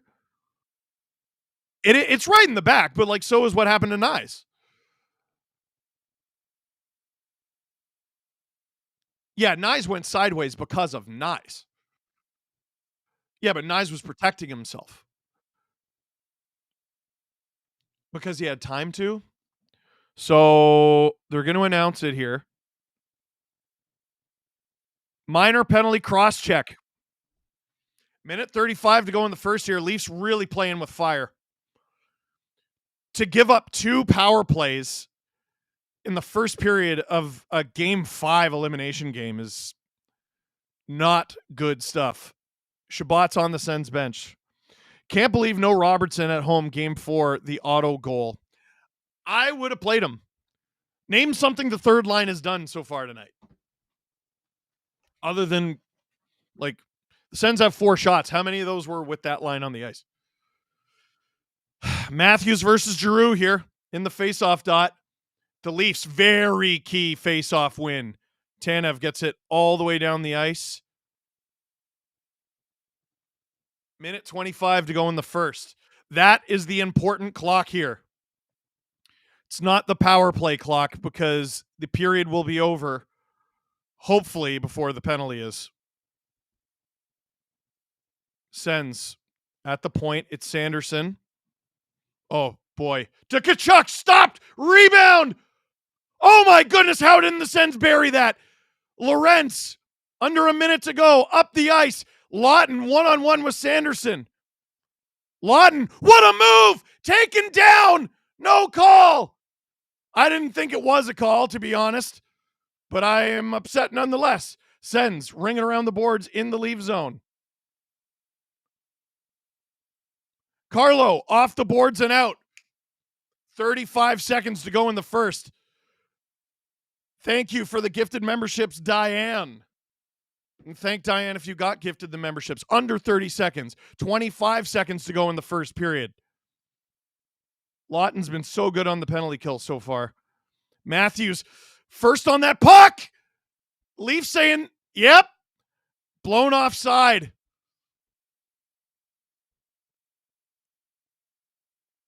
.5 seconds to go in the period. That discussion probably went something like, do we want to risk a riot in this place by calling 5? They haven't worried about that in the past. The Leafs have... Bunting got 5 on home ice. Clifford got 5 on home ice. Both the Kadris were in Boston, which, I mean, that makes sense. Ooh, that was a weird bounce as the Leafs dump it. Nyes is going to kill the rest of the period here. Oh! And that will do it for the first period. The Leafs will have 25 seconds of penalty left to kill at the start of the second period. Leafs with a lot more shots. Sens with 2 power play opportunities. I think both teams are extremely lucky to be heading into intermission without getting scored on. Steve Dangle here on the STPN YouTube channel. Click like, click subscribe, tell all your friends. This watch along is brought to you by SportChek. Tomorrow, we are going to be streaming. No, we're not. Tomorrow, we are going to be podcasting from the SportChek at Maple Leaf Square. The Devils are up 2-0. Drew tells me. Brett Pesce scored. Oh, wow.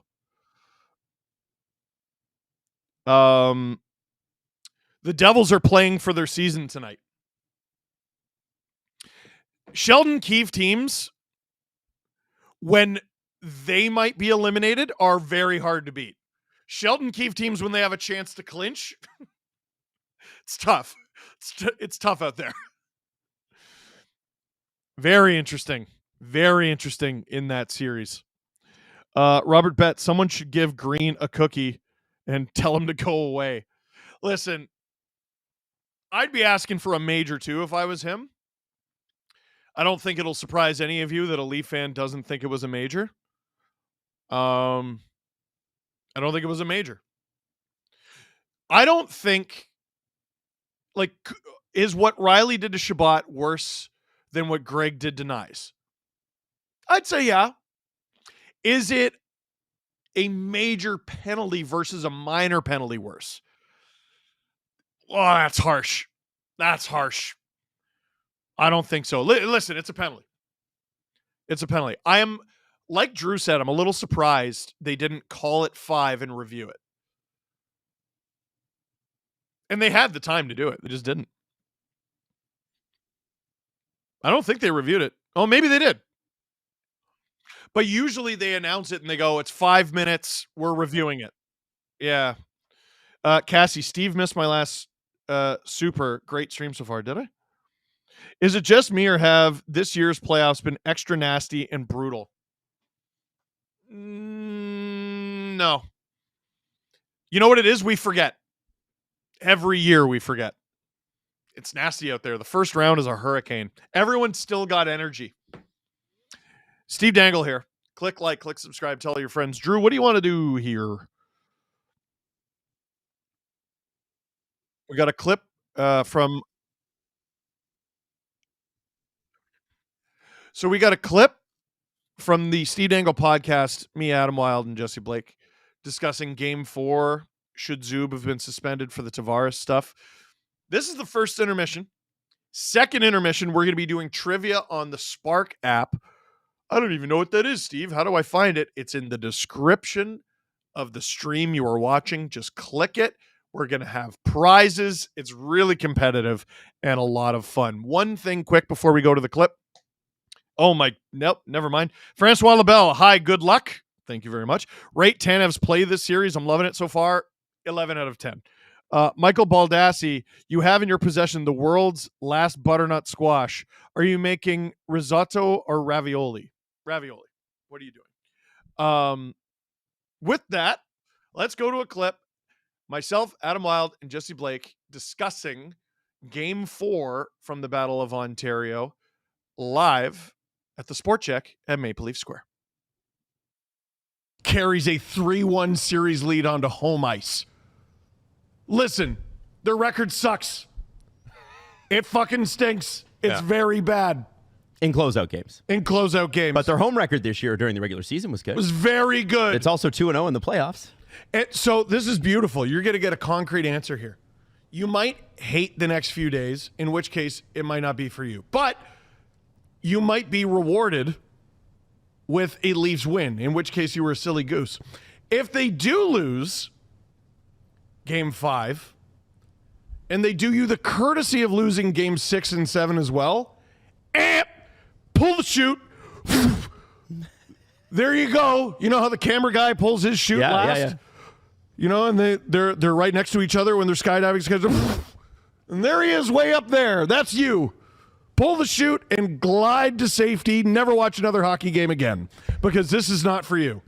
See, you're a little dramatic with it, as is your brand, which is appropriate, but you're not wrong. Because every time you start a series, you know, we make predictions, and everybody has in their mind what's going to happen. And a lot of people pick like Leafs in 5, Leafs in 6. And every time a loss happens, people are shocked.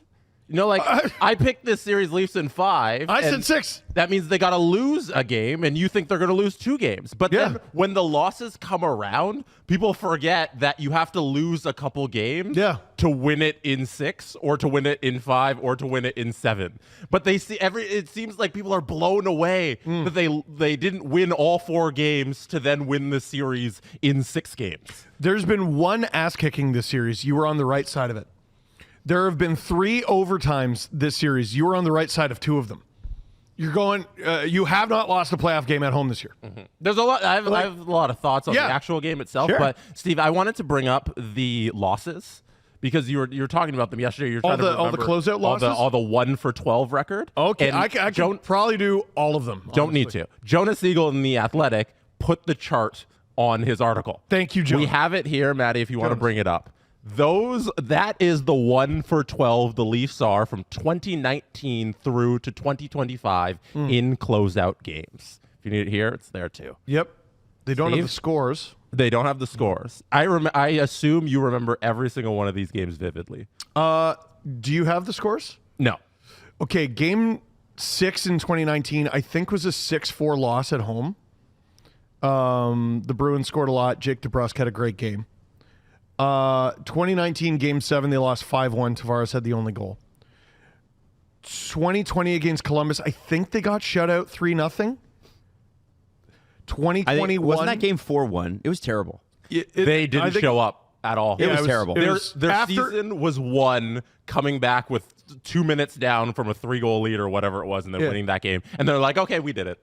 Yep. And then they didn't show up for Game 5. Terrible. 2021, they nearly lost. Oh, wait. No, sorry. Game 5. Oh, if you want to walk through this vividly. Leafs were down 3-0. Leafs tied it. Gauch blows it in overtime. Habs score on a 2-0. Game 6, Leafs down 2-0. They tie it. They run the Habs show. They outshoot them 12-2 in overtime. The second shot was Jesperi Kotkaniemi's game winner. Game 7 was a formality. They almost lost 3-0 again. Willie got a late one to make it 3-1. 2022, they lose in overtime to Tampa. I think it was Anthony Cirelli. That was in Tampa. They lose 2-1 at home in Game 7 against Tampa. 2023. Jesse and I were at that game. Game 5. That was the Justin Hall. Yeah. Oh, That's when they disallowed that goal because Justin Hall set a pick or something. Outrageously bad call. Stupid. That ref should have his head dunked in a toilet. 2023 Game 6. Oh 2023. They did it. No. Well, 2023 Game 5, though, Jesse. Game 5, they lost. I don't remember how they lost, I will admit. 2026, obviously, John Tavares caught lightning in a bottle. Last year, they lose 2-1 in overtime to the Bruins, and then this one, they lose 4-3 in overtime to the Sens. Wait. Caught lightning in a bottle? On lightning in a bottle. Is he- That's the Chris Cuthbert call. Oh, Yeah. was it? Oh, Yeah. okay. Oh, that's good. I like that. John Tavares, or the Maple I was Leafs screaming too much. I didn't hear that is call. finally caught lightning I was in a bottle. screaming in my living room. I'm not That's a really good call. It's so Like good. that's really good. That's up Yeah. there. that Chris Cuthbert. I wish he was a nicer guy. Just wish- Is he a nice wish- guy? Remember we met him. We ran into him in San Jose. Oh yeah, We met a he's lot of great. people I think in that was the San Jose. first time I ever met him. In Yeah, person. no, just really, really genuinely good guy. Yeah, I think all of those situations are just like this one. are exactly not like this one. Like, right? come You on, had, people. You had a young team. Like, go just please in those games, go look at who dressed on defense for the Leafs. Yeah. well, Just also, do that. You understand why they never won. everyone comparing it to 3-1, the 3-1 series against Montreal. Montreal came out in the first period of Game 5, and I think everyone went, "Oh shit!" Like it was a different Leafs team that showed up, and it was a different Habs team showed up. Yep.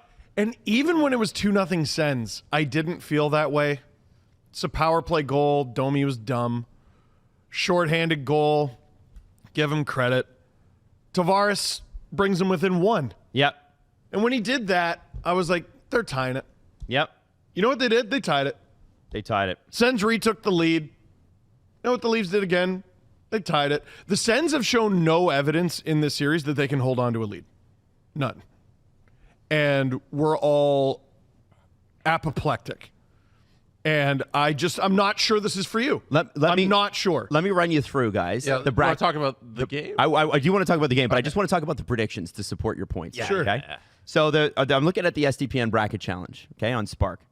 CJ has Leafs in 5. You have to lose a game. He's the smart guy. Drew has the Leafs in 6. Have to lose 2 games. Mm-hmm. Steve Dangle, Leafs in 6. Mm-hmm. Have to lose 2 games. Jesse Blake, Leafs in 5. Have to lose a game. Justin Fisher, Leafs in 6. Have to lose 2. I had Leafs in 5. Have to lose a game. Maddie, Leafs in 5. Hayden, Leafs in 5. Julian, Sens in 7. Oh, baby. He's right on schedule. Yeah.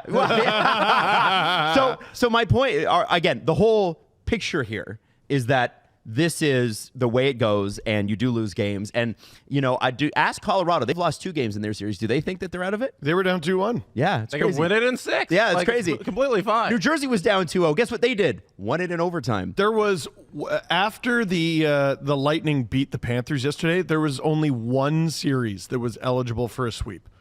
And now there's none. Yep. There's not going to be a single sweep this first round. That's great. It's good for the game. It is good for the game. Sweeps are very difficult in the NHL. Like, They're so hard. And what was it last year? It was the President's Trophy winner against a team that barely even made it. yeah, Adam asked me that on the pregame, like going into their pregame live stream yesterday, and I'm like, it's hard to win 4 games. Like, I'm not surprised if the Sens come out and they get one. But anyway, I'm telling you, Zub doesn't hit him and he's standing up.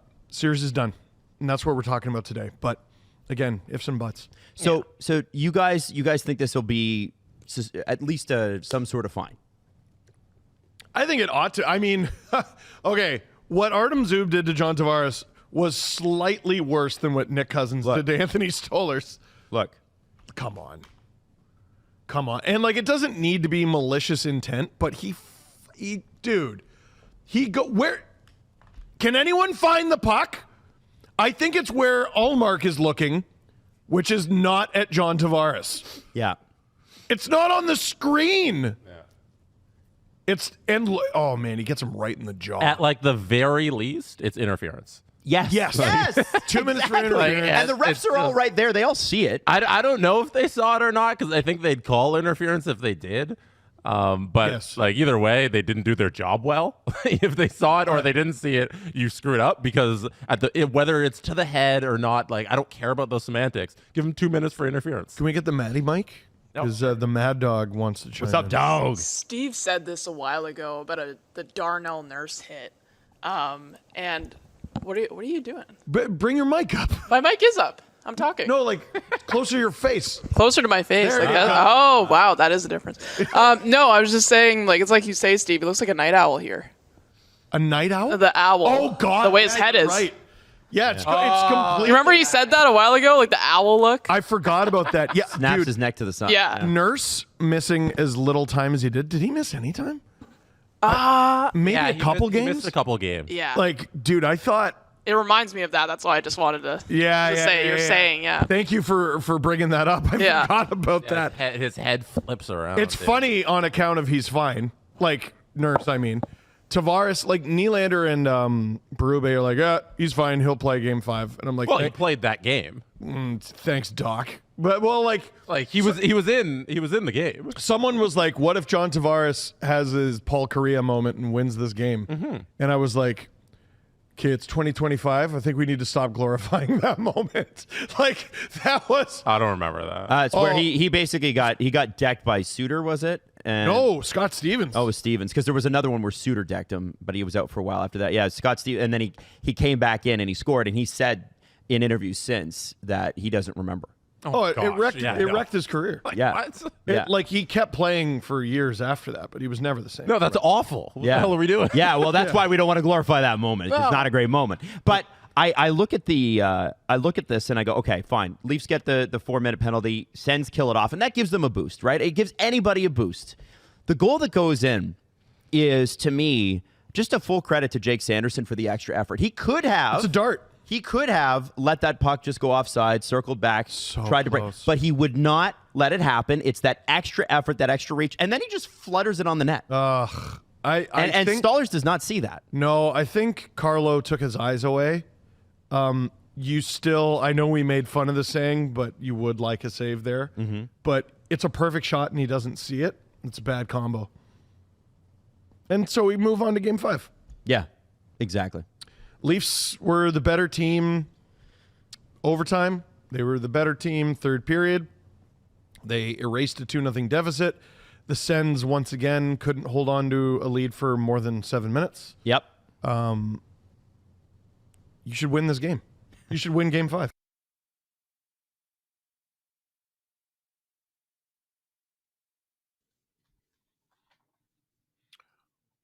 We're back. We're back, friends. Steve Dangle here. SDPN YouTube channel. Click like, click subscribe. Tell all your friends. And this watch along, because you're watching along, as I watch along, is brought to you by SportChek. Hey, you like hockey? You like playoff hockey? Well, let me remind you that SportChek is your destination to gear up for playoff season. And hey, if you're in Etobicoke or the Greater Toronto area, SportChek has opened a new concept store like you've never seen before in Etobicoke on North Queen Street. They're hosting a grand opening weekend on May 3rd and 4th. That is very, very soon, featuring Coach Chippy, Hockey Benders, and Chris Boucher from the Raptors. Slim Duck. SportChek, buddy. And tomorrow, SportChek and Maple Leaf Square, Steve Dangle podcast, will be recording a brand new Steve Dangle podcast. What'd you think of that first period, boys and girls? I am not anti-analytics. I'm very pro. But I think the numbers for this series are so janky. They are all over the place. The Leafs, I don't know what the final shots were for them. Drew, do you have that? Last I checked, it was like 12-4 for the Leafs. 11-4. Yeah, it's the shot counter always goes up and down. This year's been really bad for that. 12-3? They took a shot away from the Sens. It does not feel like a 12-3 game. The Leafs power play was so good until it got canceled out. Really. Slot driving plays. The Leafs had 11 to the Sens 3. Cycle chances. The Leafs had 5 to the Sens 1. That's on the broadcast. Man. Sanderson played nearly half of the first period. Second period is about to begin. It is still 0-0. The Leafs are going to have 25 seconds of penalty left to kill. Morgan Rielly is in the box. I hope you didn't hear that. And if you did, I'm sorry. That's so rude. Oh, Drew said here what? That's a good sign. It was a burp. Face off at center ice. Riley still in the box.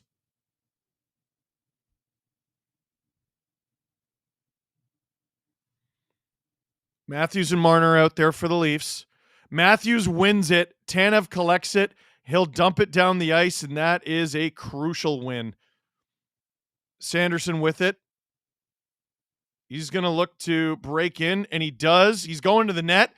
Expertly taken off him by Tanev. Puck takes a funny bounce. Marner carries it out, and he's going to skate it back. And almost sprung Tavares on a breakaway. He was just waiting there at the offensive blue line. Tavares chasing it. It's still in the Sens zone.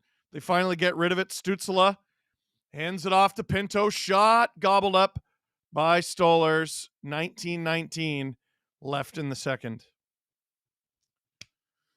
1,300 likes. Can we get that higher? I would like that if you could. Get us over 1,500. Face off in the Leaf zone. Who's out there for the D zone draw?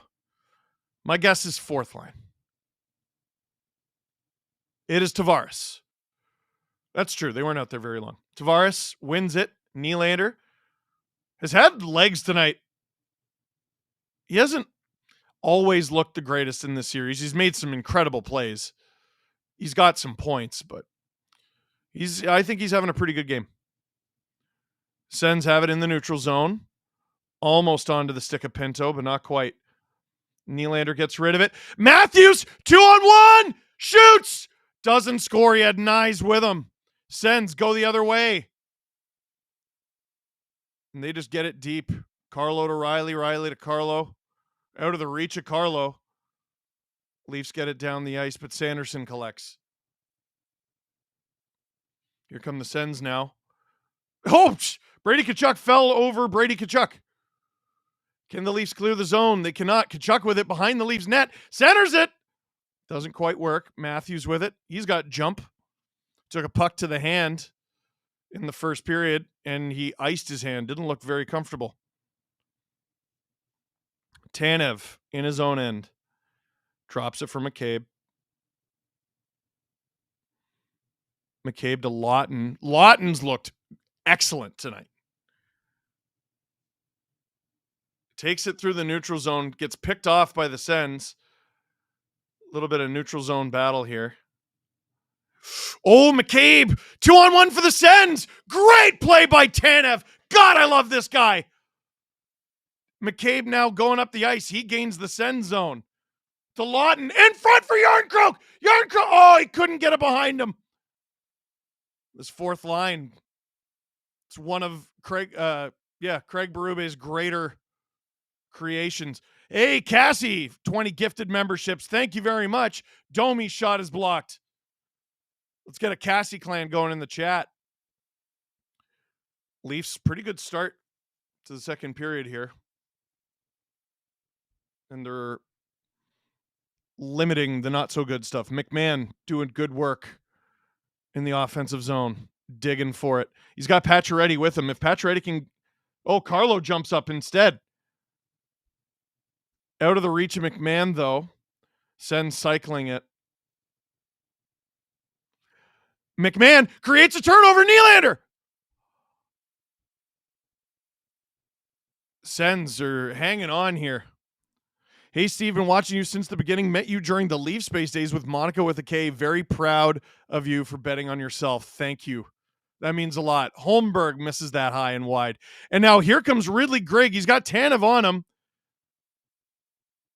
Is along the half wall, gets it to the point. Shot. That goes way out of play. 16-19 to go in the second period. Is Leo invested in the playoffs at all? He is, but like to a degree. He obviously, like, he's 4. His bedtime is 8. He'll be 5 at the end of June. But every morning we tell him who won.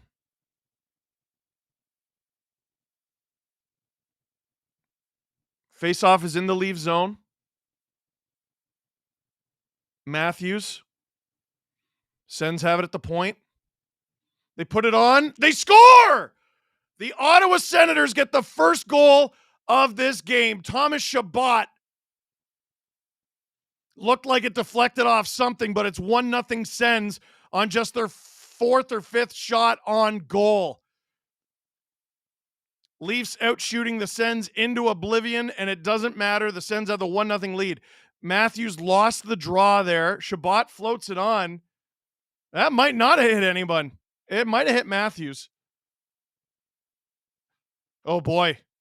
Oh, I think it hit Stolarz at the end. He gets a piece of it with his shoulder. Not an awesome goal, and it's 1-0 Sens. 5 SDPN memberships from Ty Smith is always the silver lining of whenever the Sens score. Benoit. Up the ice. Whoop. Whoop. Sens have it. Shots 14-5 for the Leafs. 1-0 Sens. And there's a whistle. Is that offside? Heather, thanks again, everyone, for the good vibes Saturday. I'm sending you the same. Go Avs, go. They're showing all the closeout game stats. Like, I can't do it. I can't do this every time.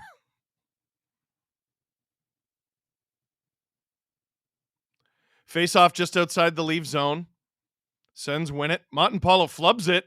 Nylander attacked, and he almost had a break there.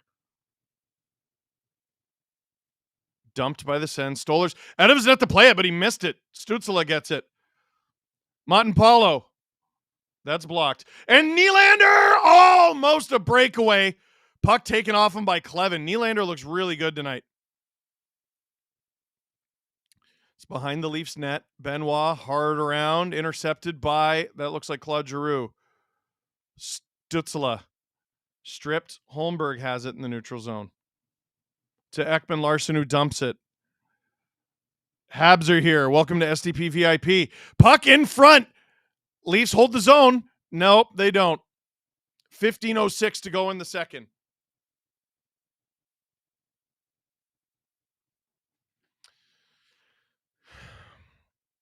Who wins tonight? The Demons or the Process? The Process looks pretty good. 14-5 are the shots. But the Demons have a 1-0 lead. In the playoffs, mistakes matter, says R.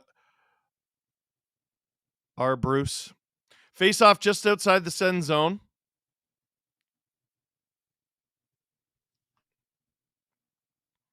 Sens win that back. Third line out there for the Leafs. Axe swing time. There's James David Atkinson. Stolarz out of his net to play it. I want an axe swing bad too, James. Oh, just out of the reach of Pacioretty. That could have been a 2-on-1 with Domi. Here come the Sens. That's not offside, apparently. Riley after it in his own end. McMahon doesn't clear it. I hate this line. Domi. I'll love them if they do something good. It's just very few and far between. McMahon. There you go. There you go. Hard after it. Patches changes off for Yarncroke. Domi holds the line. Deflected. Yarncroke collects it behind the net. He had McMahon in front. Tanev. Across to McCabe. Get in front and throw it on. Lawton around. Giraffe. Welcome to SDP VIP ad free. And it looks like we're getting a penalty here. High stick. And it's going against Thomas Chabot with exactly 14 minutes to go in the second. I think it was Calle Yarncroke. Geez, the Leafs power play the first time looked so good. Just don't take a penalty this time, for crying out loud. Tie this game up, boys.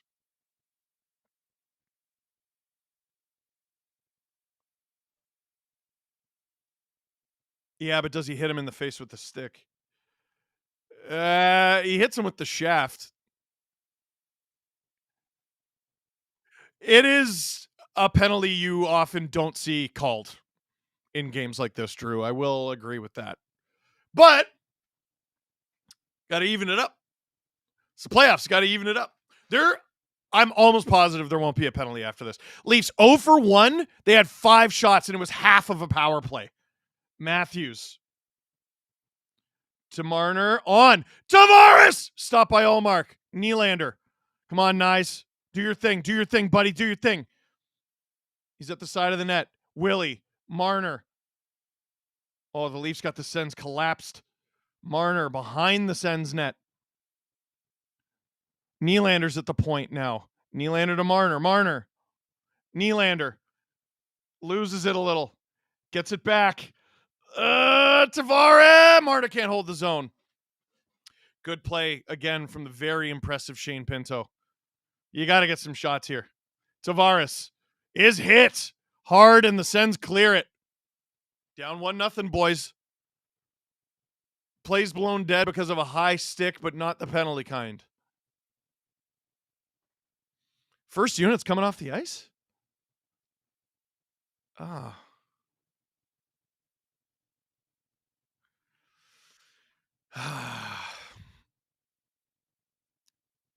Marner's got to put that into traffic, man. You got to put that into traffic.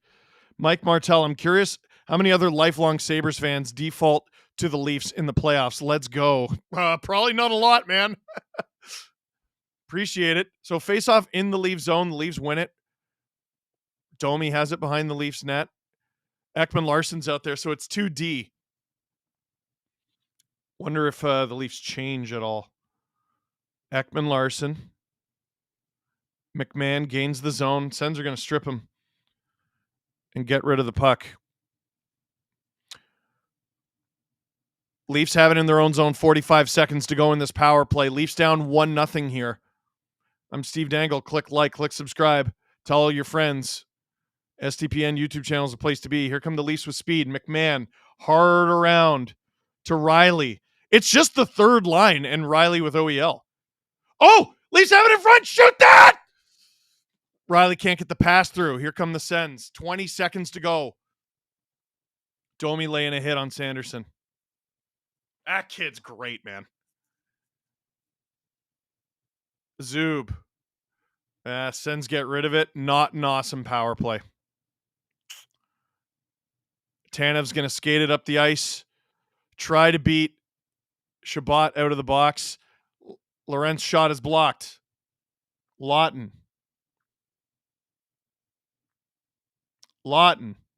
McCabe. On! Through traffic. That's behind the net. And Ullmark covers it up. 11:45 to go in the second period. We have so much time. We are golden, says Simon Evans. I mean, it doesn't feel like the game is over. Man, Riley had McMahon right there.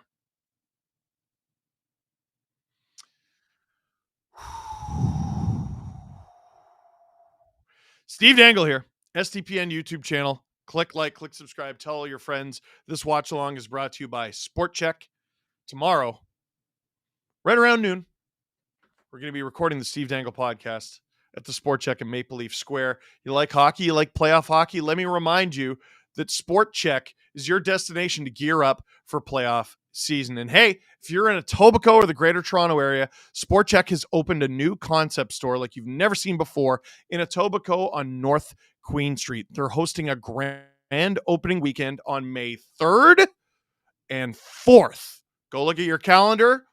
It's very soon, right? It's very soon. And it's going to feature Coach Chippy, Hockey Benders, and Chris Boucher from the Raptors. SportChek! Yeah, buddy. Francois Lebel not converting on the PP is going to haunt the Leafs. Don't say that. I hate that. Cassie, you don't need to know. Every time you say shoot, all I hear is the puck, the puck, the puck. Prime Nick, Leafs are going to blow this series, aren't they? No, they are not. Here.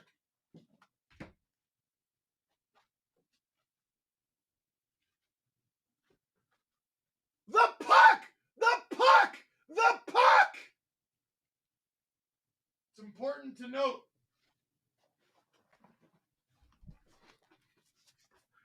This PP was automatic at the start of the series. Yeah, well, you're not going to score every damn power play, right? 2 words. Shoot it, for gosh darn sakes. I agree. Where's the damn Costco gravy guy? I agree. We need Speedy V in here.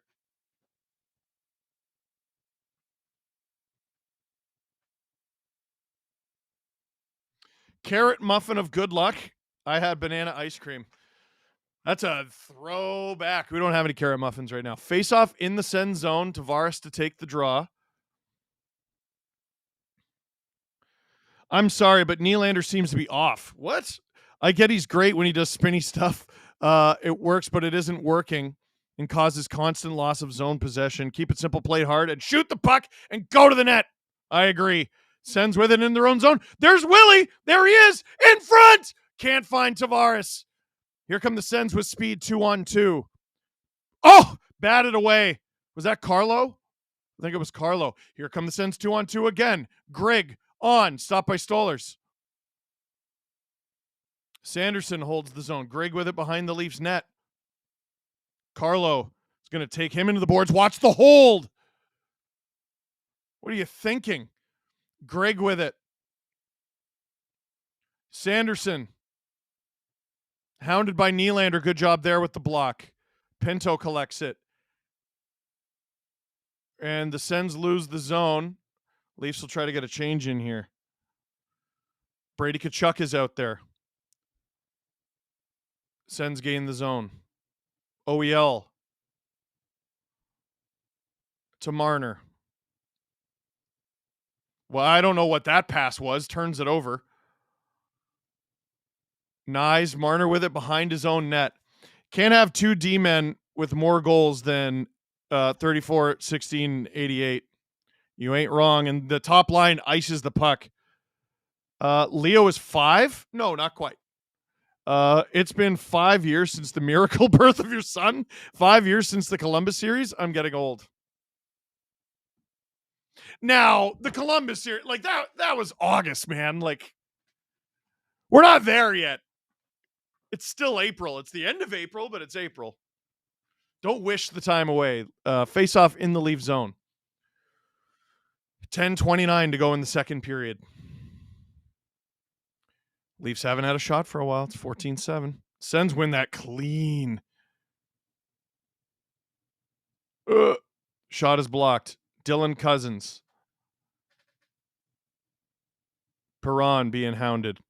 Batherson in front to Shabbat. Finds Batherson. Blocked by his own man. Matthews takes Dylan Cousins into the boards. Matthews to Marner, and they clear the zone, but like, goodness gracious, you're the top line, man. Halfway through the second period, halfway through regulation, Sens lead it 1-0. Way up the ice. Oh boy. Whoa, that was sent in front. Luckily not onto a Senators stick. Domi is going to chase after this with Adam Gaudette. Sanderson comes up with it. Sens have had the Leafs hemmed here. Marner's been out there for an eternity. He can't get to the puck in time. Sanderson. Sens quickly catching up to the Leafs in O-zone possession. Shot stopped. Marner to Domi. And out. Oh! Holmberg taken down in the neutral zone. Puck nowhere near him. Stolarz out of his net to play it. Folks, I wish they scored on the first 2 power plays because they ain't getting another one. They've had 3? No. Stützle, that one goes wide. Tkachuk stopped by Stolarz. 8:50 to go in the second period. Still a 1-0 Sens lead here. We need some volume in Scotiabank Arena. Steve Dangle here on the SDPN YouTube channel. Click like, click subscribe, tell all your friends. Who wants it? Who's it gonna be? Who's tying this thing, and where do we go from there?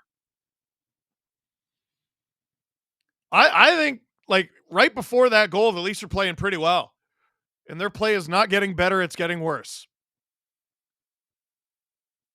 First goal mattered. Yep. Tight. That's how it always is. Late in the series, the Leafs won Game 5, a must-win Game 5 in overtime against Boston last year, but it was 2-1 or 3-2, wasn't it? Like, that was a really tight game. Nyes, I think, with the OT winner. Did the Leafs ever trail in that game? That's a great question. I think so. I'm not actually sure. Over 5,000 people here in the chat to watch me go into cardiac arrest. Only 1,600 likes, though. Get that number up. Click like. It only takes a second. It's free, and it helps us out immensely. Hey, you're enjoying this for free, aren't you? Come on. Come on. Get in there. Please. Helps us out. Steve Dangle here. SDPN YouTube channel. Click like. Click subscribe. Tell all your friends. A little over halfway through the second period here. Who is it going to be? Face off in the Leafs zone. Ice crew just getting off the ice. Leafs gripping their sticks a little tight. Speaking of Kings-Oilers Game 5, the Kings should be leading that series 3-1. They had the Oilers dead to rights, and they flubbed that hard. Everyone move. Switch your jerseys. Deep breaths, says Cassie. Sens win that draw. Puck doesn't get through. Lawton hard around. No Leaf there, though. Stützle gets the puck. Tries to hold on to Tanev. This guy's disgraceful. Sens have it at the point. Clevin over to Montemapalo. That's wide, off the side of the net. Tanev, great work there on Brady Tkachuk. McCabe trying to help him out. He gets it. Can't get it around to Lawton, though. Rather, Lorentz. Having two L names on the fourth line is screwing me up. Tanev leads the Leafs breakout, and he dumps it. Yarncroke hard after it. Steve, I'm scared. Also cool painting. Thank you. I agree on both counts. Steve, how confident are you about the Leafs chant? Oh, sorry. I thought it was Thursday already. My bad. Shut up! Is it just me, or has the shots number swapped in the last two games? It has. Leafs with it at the point. On! Gloved by Ullmark. But it'll be an ozone face-off. 7:56 to go in the second. Steve, what's your favorite snack? Chips. Your beard game's looking great. Best it's been, IMO. It's because I'm getting old. Thanks for the less biased stream. Thank you, I guess. I'm the less biased stream. Prime Nick, late series Mitch loading in. Oh, stop it. I don't want it. Late series Mitch is on the ice right now. Matthews wins it, gets it to Mitch. Can't get the shot off. He's digging for it. Amadio, the much bigger Amadio, gets the puck off him. Man, the Leafs waved Amadio. This is a good player, man. Nice. Tries to find Marner. Shoot the thing, man. Shoot it. Shoot and drive the net. Shoot and park in front. Park in front and shoot. Go to the net. Matthews, out of the reach of Marner. You guys are really getting on my nerves here. Leafs need to just put it on with anyone in front. Thank you, James. Power play dead in Ottawa. I heard the power play PP disappeared in Carleton. That's a political joke. Pontus Holmberg driving. He's driven wide by Sanderson. Nylander chasing Perron. Oh, dear. OEL. I don't know why he fell there. Batherson. Where's the puck? Out of the reach of Nylander, but at least the Leafs clear the zone. Time for Benny, the scoring machine. I agree. What are your favorite chips, brand and flavor? Depends on the mood. I have a weakness for Doritos, weakness for Miss Vicky's. I can be a Ruffles guy. I can be a Sun Chips guy. I can be a Lay's guy. Like I've named almost every brand. I love them all, dude. Here comes Tavares along the right side.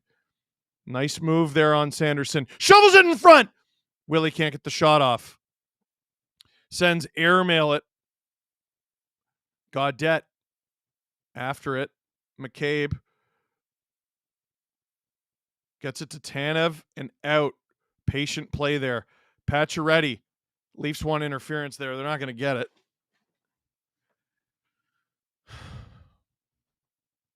Stützle gets around McMahon. Whoa, McCabe tried to line him up. Domi to Pacioretty up the middle. Easily cleared out by Amadio. Strong play from McMahon. Here comes Domi. To the point. On. Yes, it's on. Goes wide, but that's okay. More of that. Pacioretty.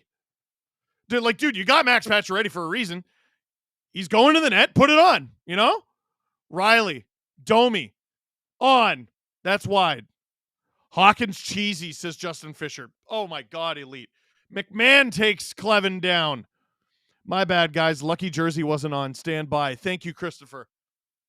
5:15 to go in the second. And that'll be a whistle, puck at a play.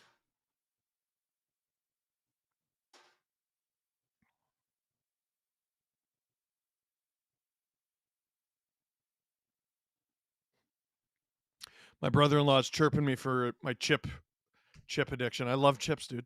That was a great play in front by Stützle.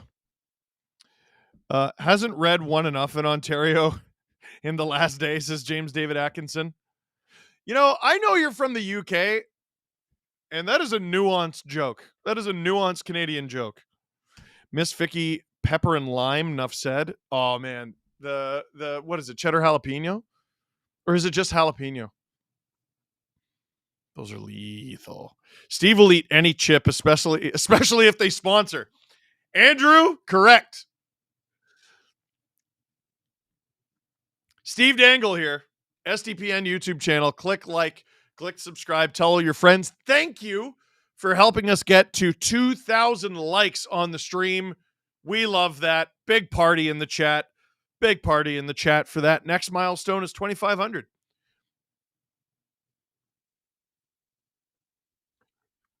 So if somehow they blow this, Robertson for sure next game, asked Drew.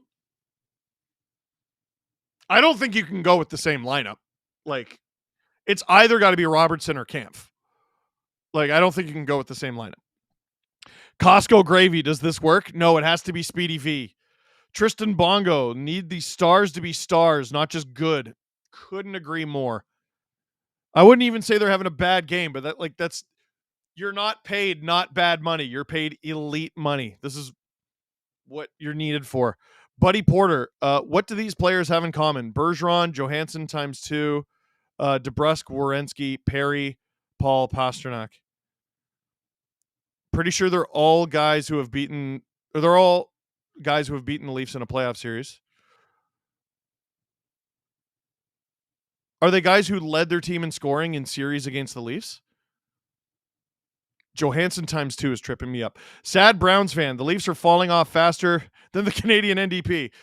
Enough of the political jokes. The election's over and I'm done. Cassie, not even a Leafs fan, and the Leafs are stressing me out. I agree. Allmark covers that up with 5:05 to go in the second. How about the Paquis one chip challenge? Yo, the big bag of those chips is crazy. I had a long drive one night and I picked them up to keep me awake because I didn't want to have another coffee. I know those aren't the killer ones, but they're still pretty killer. I'm a very cultured man, Steve, a.k.a. bored and curious. Leafs win the ozone draw. It's the top line out there. Riley and OEL. Where's the puck? Went off Matthews and I think out of play. 4:58 to go in the second. Go home, shot counter. You're drunk. It was 14-17. It is now 9-15. Holy moly. How are you that off? You were 5 shots off? I saw 14-17 before the whistle. 14-7? No, I think it was 17 for the Leafs, 14 for the Sens. Back me up, Chad. Back me up. I'm almost positive. But then Drew's putting down me. Riley in his own end. OEL to Marner in the neutral zone. Marner hands it off to Riley. Riley leading the rush. Riley shoots. Riley blocked. Marner! Stop by Allmark. Maybe the Leafs' best chance of the game. Riley. Does he hold the zone? Allmark just shoved Marner. That's interference. There's no way they're going to call it. They're never calling that. It affected possession, though. It was right in front of the puck. Maybe you don't get shoved to the ice by the goalie, though. I don't know. Kettle brand kettle chips are elite. They are. All chips are elite, let's be honest. Tavares. Tanev. Marner. Blocked. Marner. Tavares. This is a good shift here. Tanev. McCabe. Nylander. Marner's going to change. He's been out there a while to bring out Pontus Holmberg, unless Berube's got another trick up his sleeve. Nope, it's Holmberg. And the Sens will airmail it out to center ice. Long change here. Man, no icing. That's a perfect flip. Nylander to Tavares. Tavares in front for Holmberg, out of his reach.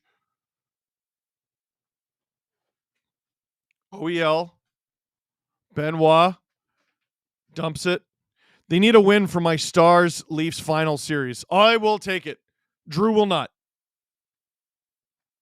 Stützle. Jensen gains the zone. OEL battling with Tkachuk. Tkachuk gets it to Stützle. Stützle to the point. Shabbat. On. Good job by Benoit there against Brady Tkachuk. Domi. Stolers. Covers it up. 2:57 to go in the second. That's jalapeno, not jalapeno from Buffalo's. Or from Bubbles. Sorry, I'm flustered. Jalapeno chips and kahake pants. Marner had such a good chance there. Marner, Mitch. He's politicking to the ref. It's 2-2 for power play opportunities. They're not calling another one. They're not calling another one unless it's a murder. Domi with the D-zone draw against the Sens' fourth line. Domi wins it. Sens hold the zone, though. Clevin blocked by Riley, but it's in the slot. Gaudette stopped by Stolers. McMahon can't clear it. Shabbat. Gaudette, good move. Stop. Rebound. Oh, off the side of the net, Zetterlund. McMahon.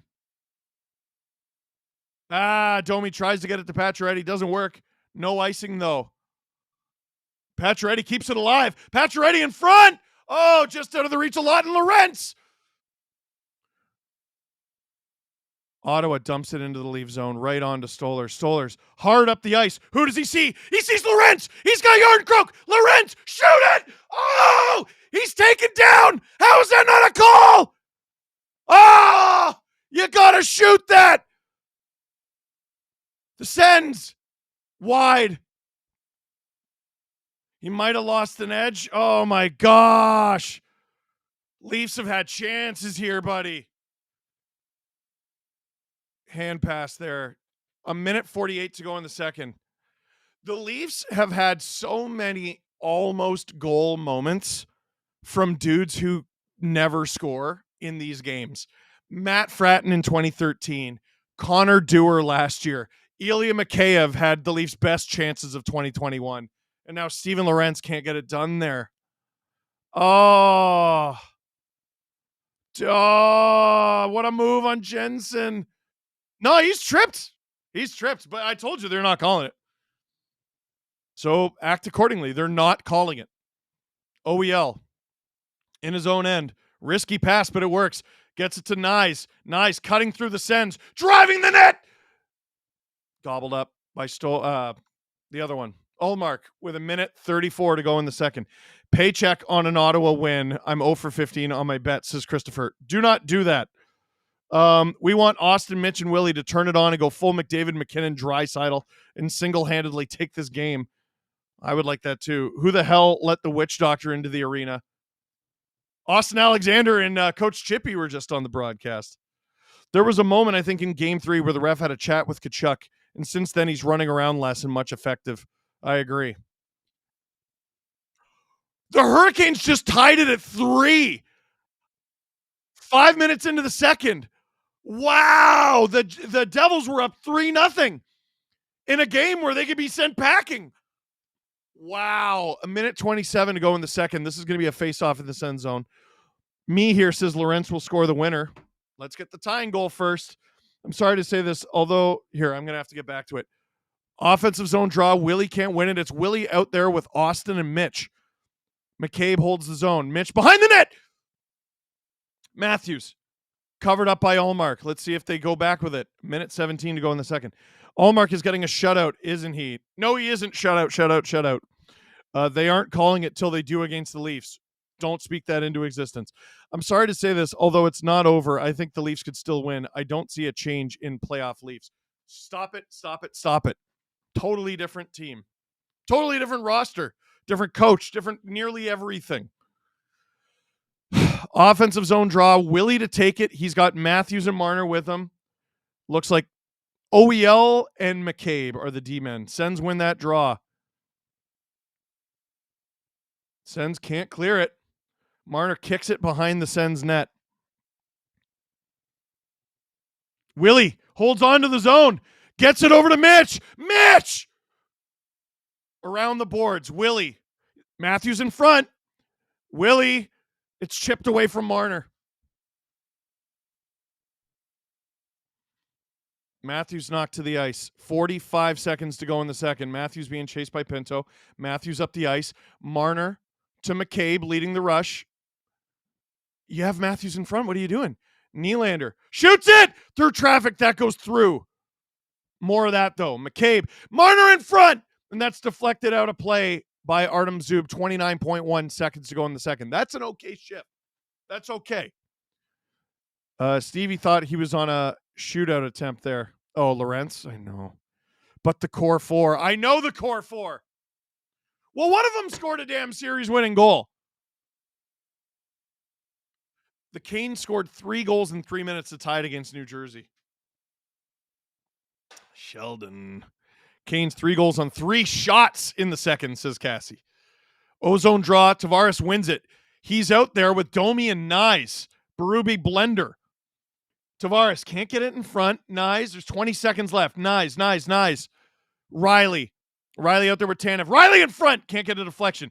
Nyes down low. Hey! Tavares! I think he got a piece of it, but Ullmark stops at 10 seconds to go. Sens get it out of their zone. They're offside. They're content to just kill the period here, and they do. The Leafs will head into the third period down 1-0 here in Game 5. The Sens are leading, but this is a very tieable and a very winnable game for the Toronto Maple Leafs, but they have to get it done. Tavares did get a small piece of that puck. Ullmark stopped it. The Devils are up 4-3 now. Oh my gosh, what a hurricane. Francois Labelle, don't make me say it. That's what the money is for. McCabe one-timer here. Leafs being a little too cute. Got to go hard to the net. Yes. Matt, look at the Devils. Look at the Leafs this year. I love Sheldon, but look at the Devils. Are just the old Leafs. Craig has changed the Leafs, and that's why they'll put the Sens away. Go Leafs, go. God, I hope you're right. Sens can't hold a lead, eh? Says Fluffy Canuck. Okay. They've had a lead for less than a period. Relax. Okay. Leafs are winning tonight because you said that.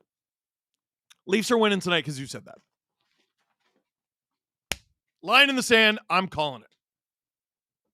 Leafs win tonight. 5,500 of you in the chat. Drew, I believe the plan is we're going to show a clip now, and when we come back from the clip, we're going to be doing trivia with the Spark app. That is the plan. Big dubs. We're going to be showing WHL plays. It's only 6 minutes long. Then we're going to be going to our trivia with the Spark app. James Stemler, if I'm not mistaken, has the team with less shots won every game in the series. I think you might be right, but I'm not totally sure. We're going to show a clip. The Spark app and the trivia link is in the description. We're going to put it in the chat as well. Join now and keep it open. And we're going to give you a couple minutes after the clip. But join now. There are prizes. Drew, what are the prizes? Do you know? It's okay. There are prizes. And we will tell you after we come back from the break. I agree. Robert Bet, don't worry. The third is our period. The great thing about the playoffs is the dubs get bigger and bigger. Hello friends, Steve Dangle here, and welcome to another episode of Big Dubs, where we take a look at the best from around the WHL in the second round. Now, we can't just make the whole thing about Gavin McKenna, although believe me, I would like to. I think he would too. So I'm gonna limit it to 2 Gavin McKenna goals, although they might be the nicest things you've ever seen. Let's start with number 1. Dragicevic with it at the left point, gives off to his right. Chenier walks, fires off the crossbar. Get onto the rebound. He'll have a 2-on-1 shorthanded with speed. Pacheco the trailer. McKenna, what a move. Gavin McKenna, mastery from Gavin McKenna. Highlight of the night. Short-handed wizardry from the White Horse Wizard.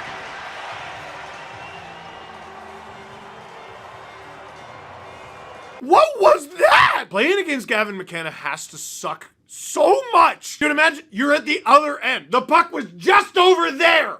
It hit the crossbar because you're trying to score against them. Gavin McKenna comes down the other end and does whatever the heck that is. Dude, the puck physics don't even make sense with this thing. It's like a goal in a video game you get mad at and call it a glitch and quit. And it happened in real life. Gavin McKenna has 16 points in 9 playoff games. Isn't that wild? What's more wild is I lied. Those are only his assists. He has 22 points in 9 games. And that was one of his goals. One of his 6 goals. I think it makes it more frustrating that it's possible he's just choosing not to score. He's just setting guys up because it's more challenging. He had 41 goals in the regular season. I might not even be wrong here. Gavin McKenna, big dub, and we're not even done. Let's see another one. Rudolph backs up towards the left side corner, has McKenna closing in. He'll play it to the corner, but McKenna's there for it first. McKenna, Michigan attempt, and he scores! Gavin McKenna! A minute and 26 seconds in, hits the Michigan, and the Tigers have a 4-goal lead. Again, this kid is absolutely insane.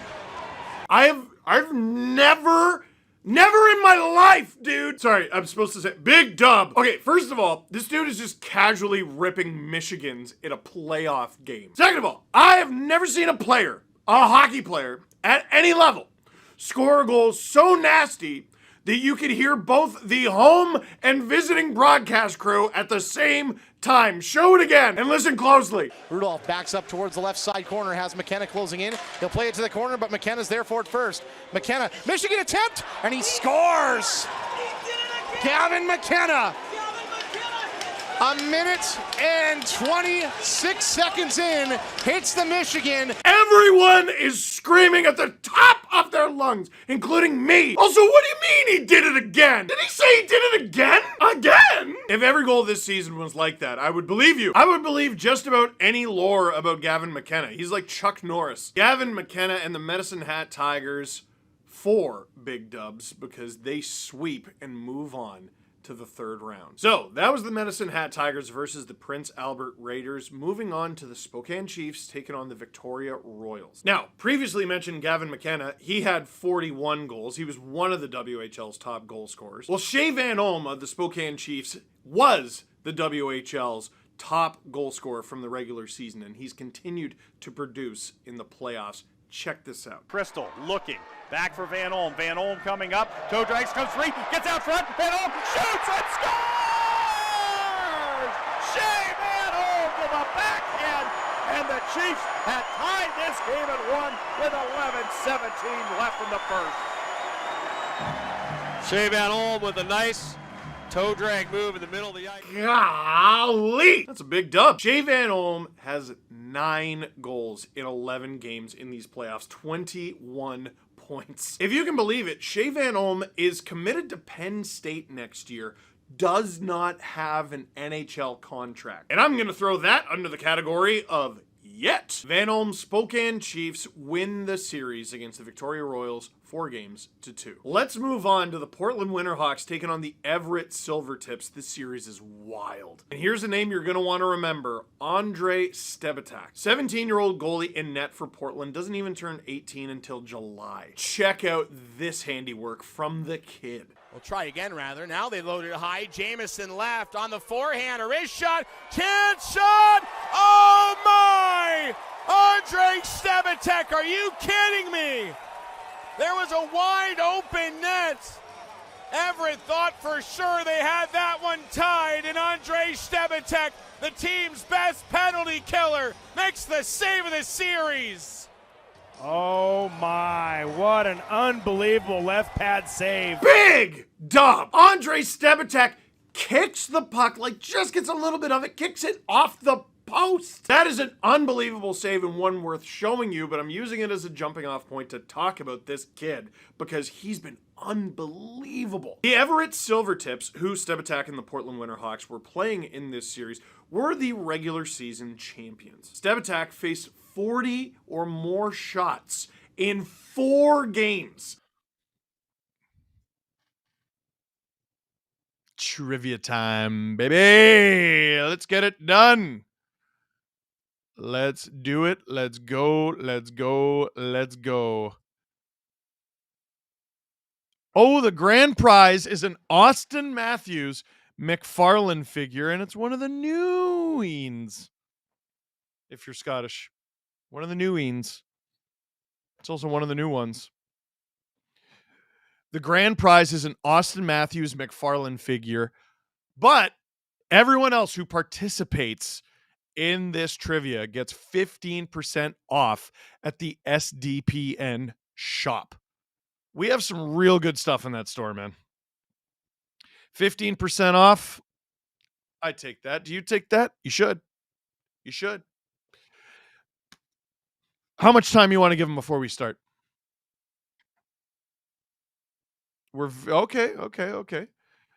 Let me mute the game. That's distracting. The link is in the description or the QR code on the screen. Just open up your camera app.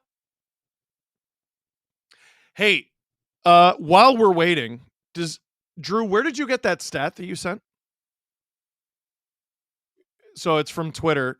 I just don't know the site. I think it's Natural Stat Trick or Money Puck. The worst expected goals for percentage on the Toronto Maple Leafs so far tonight, Mitch Marner. Second is Domi, Benoit, McMahon, Pacioretty, Lorentz, all in that conversation. Marner's significantly worse than his line mates. I don't even know how he pulled that off.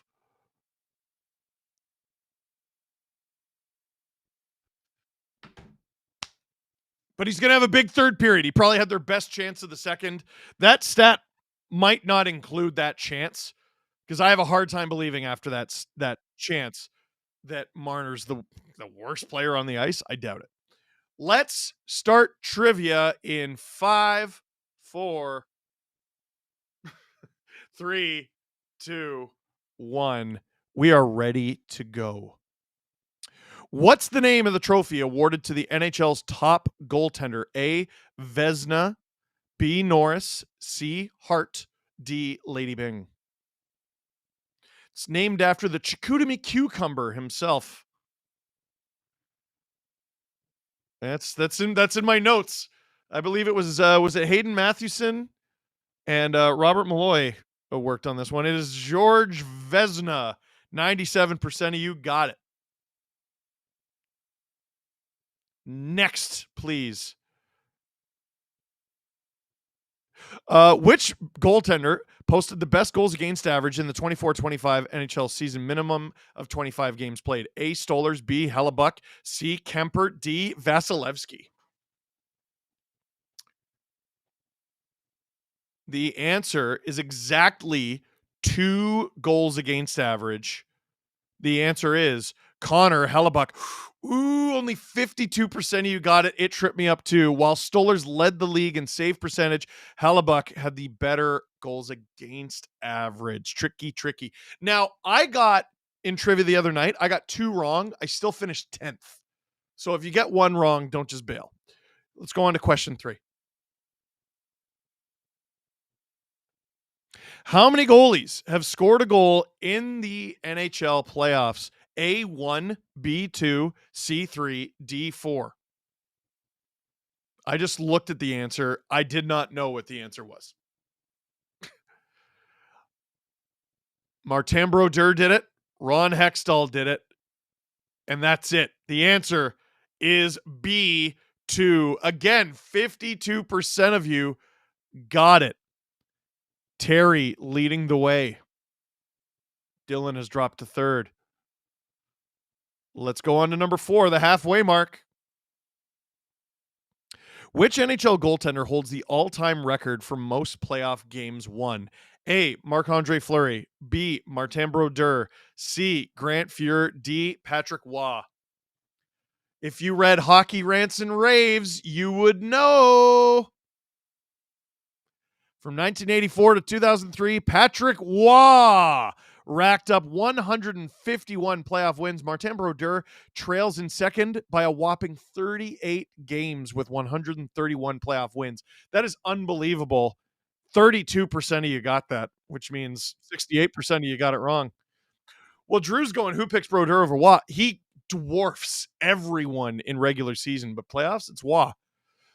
Halfway through, Terry is leading the way. John and Jensen hot on their tails. Dylan, I'm guessing, did not get that one. Let's go on to number 5. Who was the last NHL goaltender to not wear a goalie mask? A, Jacques Plante. B, Johnny Bower. C, Andy Brown. D, Terry Sawchuk. There's 3 very prominent names in there, and I wonder if C is there to trip us up. What is the answer?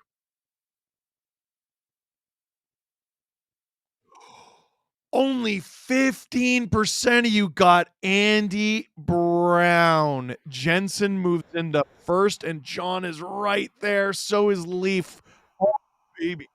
Terry knocked into 6th, but still in the top 6, considering you got it wrong. That's not bad. Speed matters for your score, by the way. I'm sure you've noticed. Number 6. This is tight. Which NHL goaltender has the most career penalty minutes in the, is it playoffs? All time. Oh, which NHL goaltender has the most career penalty minutes all time? A, Tom Barrasso. B, Billy Smith. C, Ed Belfour. D, Ron Hextall. Surely it is. Drew guesses Belfour. I say Billy Smith. And the answer is Hextall. What? 64%. John takes the lead. Leaf is still right there. Terry moves back up. Oh, baby. Number 7. What is the highest save percentage posted in a single NHL season? A, 944. B, 938. C, 954. D, 960. Hextall had 569 penalty minutes, by the way, in just regular season games, another 115 in the playoffs. The answer is, holy moly, 944. Who the hell was that? Highest single season, Jacques Plante for Toronto in 1970-71. And the final question, what is the most amount of saves ever made in a single NHL playoff game? A, 67, B, 74, C, 85, D, 92. No, it's not Luongo, Drew. Columbus Blue Jackets goaltender Joonas Korpisalo in quintuple overtime. And a loss, by the way, 85. 85 saves, and they lost the game. Braden Point scored midway through the 5th overtime period. The winner by a narrow margin is John with the dog picture. You are the winner of an Austin Matthews McFarlane figure and bragging rights forever. And the rest of you who participated get 15% off at the SDPN shop. Please visit our website, sdpn.ca. It is a really good shop. It's a really good website. I like to think we're a really good company. Congratulations to John. Sorry, I'm just rearranging my screen now. Yeah, Francois LaBelle. It's a nice goal. Adam Folds. Is there pressure on the Leafs in this tonight? Yes. With the Panthers up 3-1 in their series. without the Panthers. Dude, you really want to go back to Ottawa? Like, you could win it here, chill. If the Leafs win tonight, they don't have to travel until game 3 of round 2. There's a lot of incentive to win tonight. Natalie Drake, what do George Vezina and Arthur Morgan have in common? They're both immune to shots.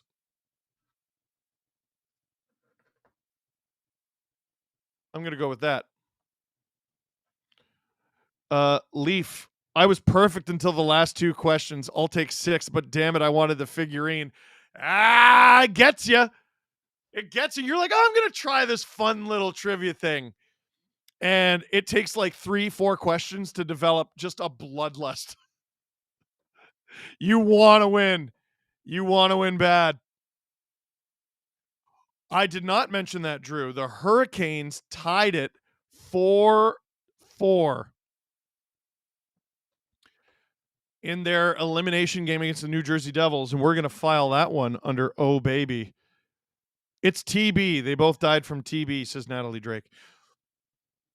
I had heard it was something else. Third person. Hi, Steve. Trivia question for you. Which former Leaf is the last player to ever score for the Buffalo Sabres in the Stanley Cup playoffs? Is it Kevin Adams? I'm going to say Kevin Adams.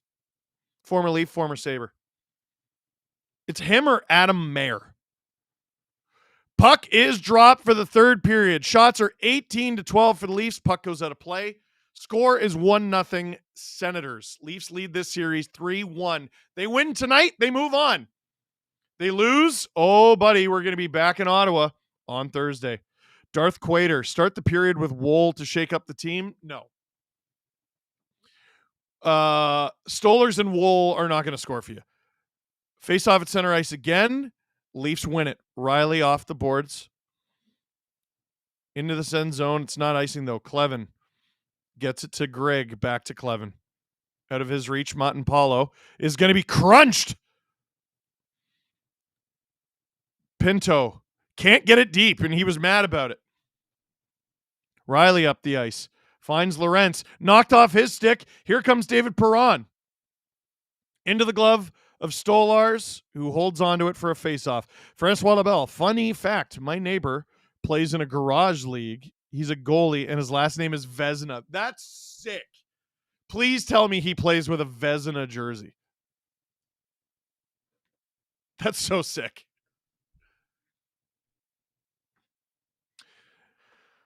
Face off in the Leaf zone. Top line is out there. Time to swing the axe. I agree, James. I went from rank 500 to rank 226 in 2 questions. That's what happens when you get stuff right. Tanev gets it out. Zub with it. 5 block shots for Zub.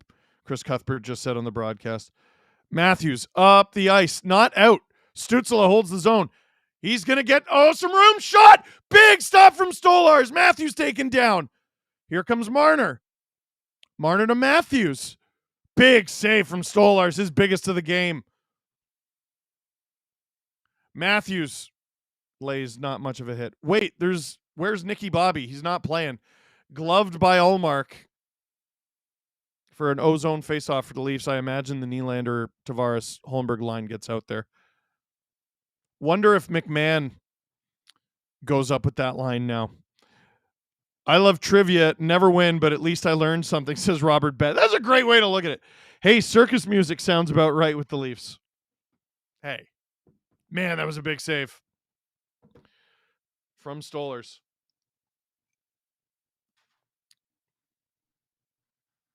Leafs win the ozone draw. Benoit keeps it in. Tavares after it. It's got Jensen on him. That's a clear hand pass from Jensen. All right. Oh, D-zone. Yep. Thank you, Drew. That's the second time I've done that on stream. Domi gets it deep. So Domi is up with Tavares and Nylander by the looks of it. Oh, Domi battling for it. Greg gets it out. No, he doesn't. Now they do. Domi has it in the neutral zone. Leafs changing. Costco gravy is absolutely incredible. Goat gravy, says Speedy V. Leafs are tying it. I've never been more sure. Thank you, Speedy V, for saving us. Leafs score when he says that. Thank you. Leafs ice the puck, by the way. D-zone draw, third line. Dude, if the Leafs lose this game, I really got to question Craig Berube decision to go back to this third line.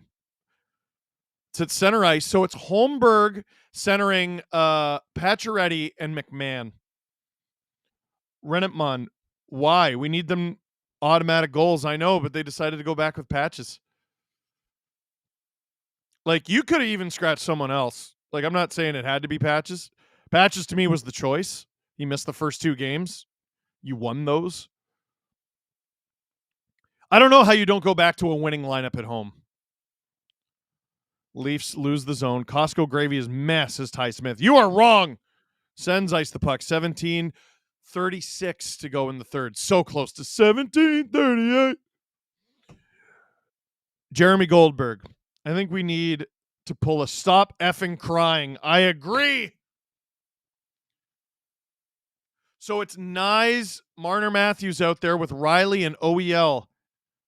James David Atkinson, my axe is lathered in Costco Gravy. That's gross. Sens win the faceoff. Dylan Cousins, big win. And the Sens, is this icing again? Refs say no. Riley says, go up the ice. They do. Sens get it, though. Up the ice, batted down by Brady Tkachuk. That's a good play. Riley and Stützle going at it. Matthews digging. Matthews to Riley, up ice to Marner. He gets it out.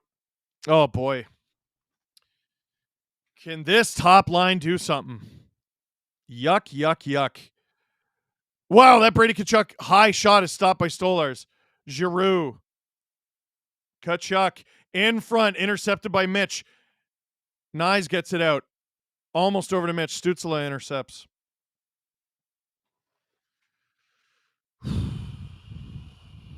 Click like, click subscribe, tell all your friends. This watch along is brought to you by SportChek. Zetterlund dumps it. Lorentz in his own end. Yarncroke helps him get it out. Across to McCabe. McCabe. Lawton. On! That goes wide. McCabe! That's blocked. Hurt Nick Cousins there. Lawton tries to go in front. Lorentz first on it. McCabe. Yarncroke. Tanev! Stopped by the glove. There's a rebound. Oh, Fetty Wap reference in 2025. Respect. Gravy, gravy, gravy. Tanev. In his own end. Hands it to McCabe and subs off. Benoit up the ice to Domi. Nylander hard after it. Turnover. Domi. Loses it. Michael Amadio after it. Benoit hard on him. Centered. Stopped by Stolars. 15:26 to go in the third. It'll be a face-off in the Leaf zone.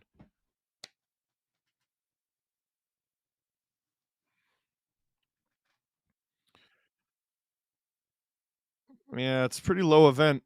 I agree, Drew. Fill the cup with Costco Gravy. I would love that. You know, the one thing the Leafs have done throughout this series is score. Like, even last game, down 2-0, tie it. Down 3-2, tie it. They don't even have a goal in this one. Vent the crowd noise from outside. Yeah.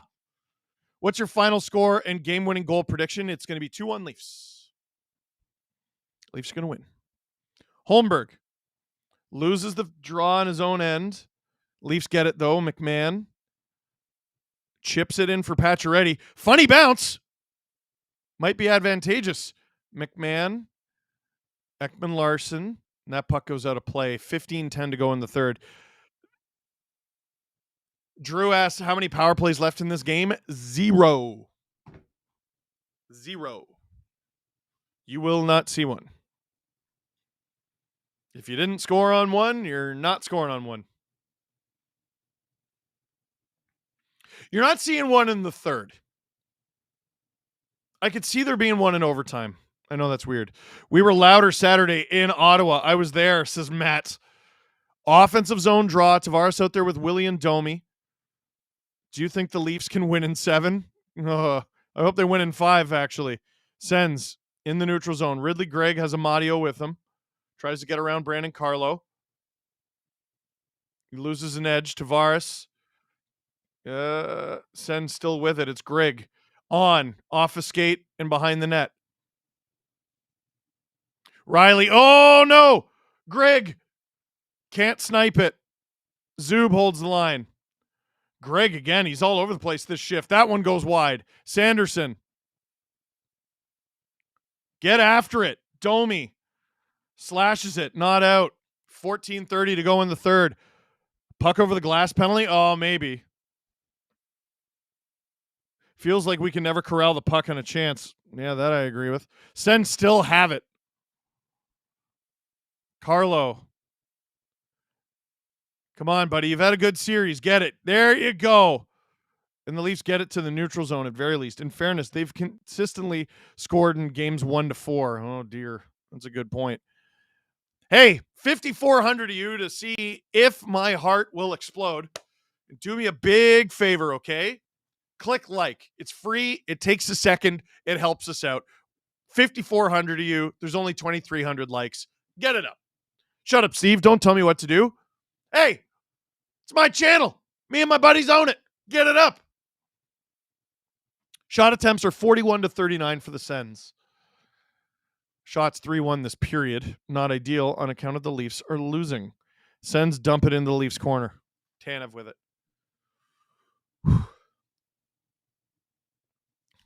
Tanev claps it on. Ullmark has to save it. There's a rebound. Clevin in a precarious situation here. Fourth line all over him. Lorentz. Oh, can't find Lawton. Shoot that. McCabe on. Stop by Ullmark. Lorentz taken down. Yarncroke gets it into the corner. Lawton can't get there first. And Montempallo gets it to center. Leafs trying to stop the Sens from changing. Doesn't work. Lorentz has it in the offensive zone, though. Him and Clevin have battled this series. Lorentz in front! Oh, shot! Where is it? That was Marner. It's in the corner. He has it. Don't lose it. What are you doing? He loses the zone. Coughs it up. And that's a penalty, absolutely. He was literally jiu-jitsu'd to the ice. Ridley Gregg wrapped himself around Marner like a jetpack and fell to the ice with him. There's not going to be another penalty in this game unless it's egregious. That was egregious. Need a flashy goal or dirty. Either way, go to the net. Hear me out. Shoot the gosh darn puck. Boston fan hate watching from Minnesota against watching. What happened to your comment? Despite the hate watching, I do want them to go far this year, and I love your streams and viz. Thank you, Peyton. When we get back from commercial break, the Leafs will have a power play. Hey, you like hockey? How about playoff hockey? Let me remind you that SportChek is your destination to gear up for playoff season. And hey, if you're in Etobicoke or the Greater Toronto area, SportChek has opened a new concept store like you've never seen before in Etobicoke on North Queen Street. They're hosting a grand opening weekend on May 3rd and 4th. That's this upcoming weekend, featuring Coach Chippy, Hockey Benders, and Chris Boucher from the Raptors, a.k.a. Slim Duck. SportChek. Check it out. And tomorrow, SportChek at Maple Leaf Square, we're going to be recording a brand new Steve Dangle podcast around 11:30 or noon. Also going to be recording a VIP. Me here says, it's now! This is a gift. Like, that was a really... Marner, I thought, completely misplayed that puck. He was forced to the blue line, loses the zone, and then coughs it up. He had already coughed it up when Ridley Gregg wrapped himself around Marner and took him down to the ice. That is a bad penalty for Ridley Gregg to take. He is a penalty killer. That's his second penalty of the game. The last time he took a penalty, the Leafs got 5 shots in a minute. Nyes took the slashing call. That's what ended the power play. They can do this. They can score here. Noah Berger It was an egregious penalty. That's funny. Very, very important power play. That was stupid. That was a really stupid penalty. On a replay, it straight up looked like a wrestling move. It was. It looked like a backstabber. It looked like Carlito's finishing move. The Leafs should play like their lives depend on it. Sens win the faceoff, and Sanderson gets it down the ice. Swing your axe, Matty Nyes. Marner with the tying goal prediction. Go Leafs, go. Now is the time for the Leafs to turn the narrative around. I would love any of that. Mitch to Nyes. Nyes to Willie. Circling. Willie to Matthews. To Nyes. Nyes to Marner. Willie. 30 seconds gone in this power play. Willie. Tavares. Willie. Oh! Shoots it. Stopped by Ullmark. Nice. Get that stick on the ice, bro. Tavares behind the net. Oh, he had Matthews in front. He couldn't get the pass through. That was Pinto. Marner collects the bouncing puck. That was tricky. Tavares. Marner. Matthews. He's got Nice! Oh, he misses him, and it goes around. A minute to go in this power play. Why does it feel like it should have been a sweep or a guaranteed loss? Because it's the Leafs. Why do we have anxiety right now? Because it's the Leafs. Matthews to Nylander. Shoots! That's into the corner off a block. Nice. Finds Matthews. Matthews cannot get it to Marner, and this is going to be a 2-on-1 for the Sens. Gaudette. He has Cousins with him. Cousins scores! No! The Sens score their second shorthanded goal of the series, and the Leafs are down 2-0 in an elimination game on home ice with a gift of a power play. A frigging gift of a power play.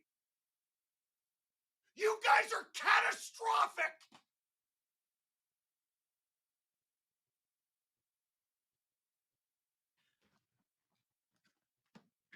You listen to me.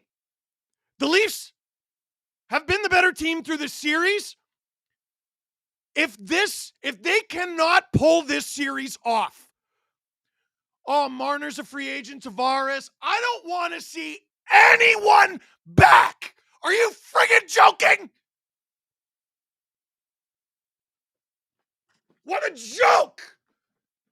McMahon with it. To Domi, 12 seconds to go in this powerless play. Riley. Domi. Pacioretty can't score. Domi. In front. McMahon shoots. That goes wide. And the Leafs power play is over. They scored -1 goals. And now they're offside. You suck! Good Lord! How is this happening again?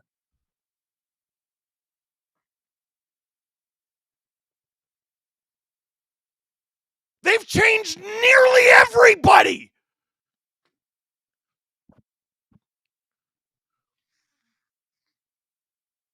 Like, if they don't win the series, Shanahan is done. Like, we already knew that. Like, anyone who said, let's run this back, if they lose this series, should be gone. They could still come back. They could still tie it. They could still win this game. They could still move on to the second round tonight. But even going back to Ottawa for Game 6 is a joke. Boo and also fart, I agree. Sens couldn't hold a lead, eh? Yeah, it's looking a little better now. So when is tee-off time? Oh, boy. This is going to be a long couple days if the Leafs don't pull this off. Lawton. The Leafs have not been in front all night. No, they were down in the first period. 10:20 to go in the third. Except Nyesy, he's safe. It'll go to Game 7 for the plot. Predictable. Why is Nicky Bobby out of the lineup again? Why does it feel... Oh, we already read that one. All right. I see 7,500 of you sickos in here watching me lose my mind. Click like, for God's sake. This is the least you could do to watch a man with white in his beard lose his mind. If they blow this, it's more embarrassing than 2021. You think? This one's in front of people. And they were up 3-0. Had to say guaranteed, didn't you? I shouldn't have said it. Can't play the 5 there. Have to have 45 or 95 there. This power play has been good, but that's 2 shorthanded goals against now. Timothy, by far the worst game from Matthews I've ever seen. Holmberg's now out there with Tavares. Shot from Carlo. It hit a leg and went wide. Everyone here to troll and laugh. Hit like. Yes, please. Please. Waited too long and Allmark got hot. Exactly halfway through the third period. 2-0 Sens. Tavares rings it around to Sanderson. Like, taken down again by Greg. Oh, stop by Allmark. This one gets a new book for sure. Something I noticed, more shots early, they lose. Where else? Who else is here to see Dangle rage? Love you, Steve. Dude, everyone is. Marner in his own end, in front. Matthews. This line has spent way too much time in their own end. This performance on home ice is unreal. Nice, trying to take advantage of a turnover. Can't get it to Marner. Here come the Sens with lots of numbers. Oh boy, this is a 3-on-2 here. Stützle. Shot stopped by Stolars. Brady Tkachuk is in the crease here. Holmberg. Nylander playing so casually. They love to win. They don't hate to lose.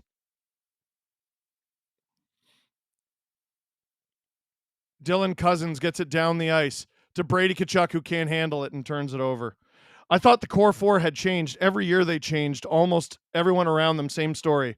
They have to prove they can. Goalies become Price when they play Leafs in 5, 6, and 7. McCabe, shot, stopped by Allmark. You've got to lose 2 to win in 6. That was my pick. That was my pick, too. Marner, Matthews, and Nyes all -2. They disappeared. Oh. Domi. Riley. On! Blocked. McMahon's had a decent night. Put him on the second line. The third line is shorten the bench. Do not play the third line another shift. Put McMahon on the second line and get this done. Sanderson, Zub. I think this is the first Go Leafs Go chance of the game. Eh? Like, first period had a few? All right. It's disgusting that this is an emotion we are all familiar with. Feels like deja vu for the 15th time. Feels like a crappy repeat of a TV show.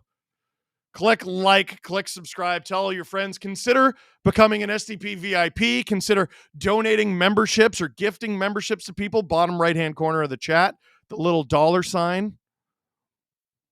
We'll give you some options. Ugh. Matthews to Riley. 7 minutes to go in the third. Leafs down 2-0. Allmark out of the net to play it. Happened with my Canucks in 2011. 3-0 to the Hawks, and they brought it to 7. Don't give up hope, guys. So the Canucks won that series, but you realize that series is a big reason why the Canucks didn't win the Cup. When does Berube pull? Hair under 3 minutes, I think. Put Nyes on the second line. That's the true first. Better goalies, better defense, third line center, bigger, tougher team.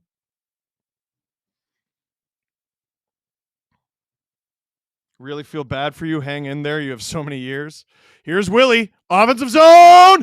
Oh! Allmark covers it up. And they're all over Brady Tkachuk. Or Tkachuk is all over John Tavares. Drew is asking, who did the Leafs score 2 6-on-5 goals? It was 3. The Leafs scored 3 6-on-5 goals to tie it against Columbus. Francois Labelle gifted 5 SDPN memberships. Thank you very much. Matthews broke his stick. Marner's talking on the bench. Here we are again.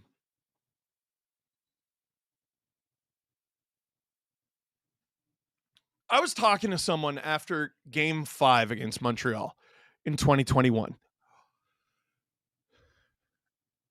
Leafs are up 3-1 in that series. They're down 3-0 at the beginning of Game 5. They come back and tie it. Jake Muzzin had 2 goals. I don't remember who had the third. Was it Galch? Galch had a good game. Overtime comes. They give it away. 2-0. Leafs lose. We go back to Montreal for Game 6.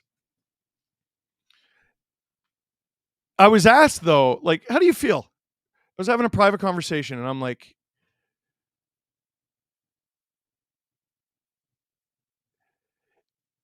I'm still confident. Like, the Leafs look so good in that series. Game 4 was a 4-0 shutout.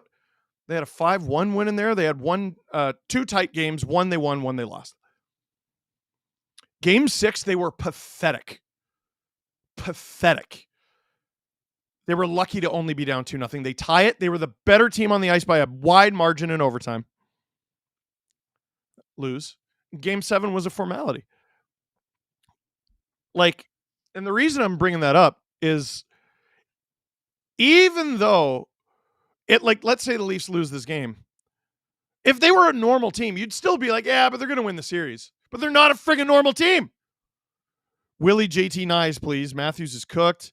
Glad I didn't pay a fortune to be here. Nylander's overall game sucks. Terrible in 2 out of 3 zones. $45 million in contracts. Just let that shorty in. This isn't me saying any of this. These are all comments from the chat. These are all Leaf fans who are not me. To cheer you up a little, thank you, Francois. But no, wait, let's do it again next year. Yep. Fair point. If the Canucks sweep that series, they'd probably be healthier in the final. Yep. I've run out of copium. It's the core. I'll be back to watch in 2035. Dude, like, this game isn't over. The series isn't over. Sends ice the puck. Hear me out, but the series will end with a Matthew Nyes empty netter from the crease in Ottawa. Remember, Steve, you said Leafs in 6. We got this.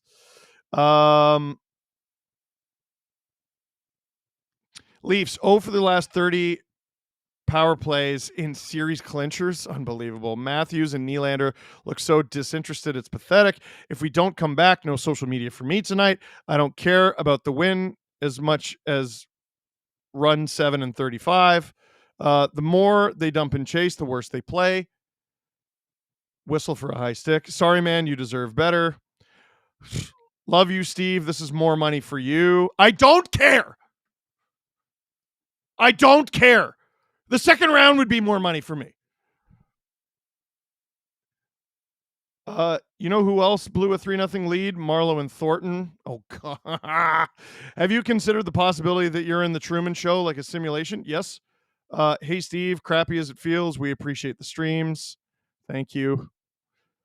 Wish for your happiness. Love of Allmark is at odds. Sending digital hugs. Thank you from a Bees fan. Wool, game 6. Dude, these are just coming in high heat. Tavares is blocked. Sends clear the zone. 5:30 to go in the third. Game is not over. Steve, us non-miserable Leaf fans are with you through this. There's a lot of game left. Matthews through the neutral zone. He dumps it. Marner after it. Tkachuk and Shabbat are back there. Marner creates a turnover. Nice! Matthews off the post! No! Oh, and the Sens clear it. Dude! Are you ready, Steve? Ready for game 7? Leafs in 6. If not, the Sens have never won a game 7. Tanev to McCabe. He goes after it himself. Jensen with pressure. Shabbat airmails it to center ice. Oh, my God.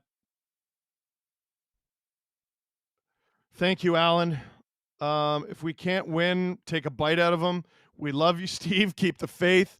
Matthews, nice move. Gets it to Riley at the point. Marner at the point. On! Through traffic! It goes wide. They got to utilize Lawton a little more. I've really liked his play. Loved his forecheck. He can score. Like, he doesn't need to be stapled to this fourth line, shutdown line here. McMahon through center. Sends clear them out easily. Tonight or game 6, one shot LFR. I take back my 7-0 Leafs prediction. Oh, my God. Here comes Dylan Cousins. Shot into the corner. Under 4 minutes to play in the third here. Domi finds Jake McCabe. You had to know if they won the series, it would end 4-1. Domi, McCabe, Domi, McMahon. You weren't even looking at the puck, Bobby! Bobby! I've been vouching for you all night, Bobby. If you're one of the 8,000 people in here, please click like. Click subscribe. Tell all your friends. Don't get me wrong, Steve. I love your LFR, but I can't wait for Victoria Stewart. Love her. She's awesome. Nylander. Nice! Oh, it's behind Omark! Open net! It's behind the net. Willie. Leafs pull their goalie. Jensen is complaining of a high stick. Sens get it down the ice. There's one Leaf back there, and it's John Tavares. In front, and Stützle scores. This series is going to game 6.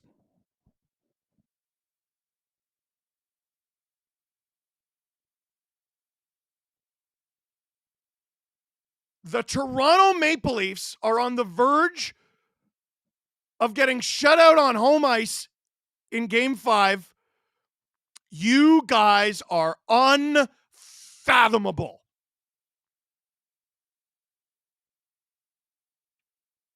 Never forget whose fault this is, everybody. Never forget whose fault this is. Is it Brendan Shanahan? Is it Brad Treliving? Is it Craig Berube? Is it Marner? Is it Matthews? Is it Willie? Is it Tavares? Is it the goaltending? Is it the defense? No. It is the attention and media.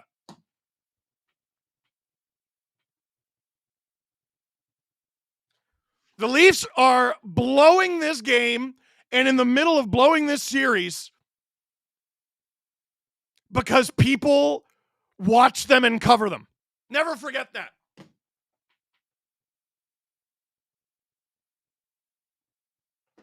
.251 to go in the third. There's a Leafs timeout. Thank you to Ty Smith for the 5 SDPN gifted memberships. The Leaf fans are heading for the exits.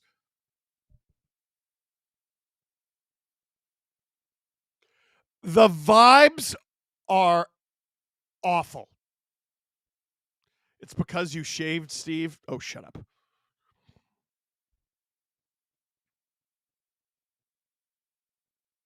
Face off at center ice. Tavares out there with Matthews and Nylander. You guys are garbage. You're garbage.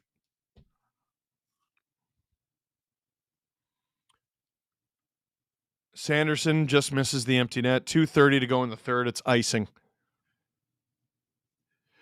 Hey, there's 9,100 of you, 9,200 of you, 9,300 of you, all to watch me friggin'. Listen, I get the deal. I understand. I understand. Click like. That is your payment to me, okay? Click like. It helps us out. If you want an easier time seeing me be a miserable person because of my very, very, very ass predictable, withering, garbage hockey team, please click like. Get us over 5,000, then get us over 6,000.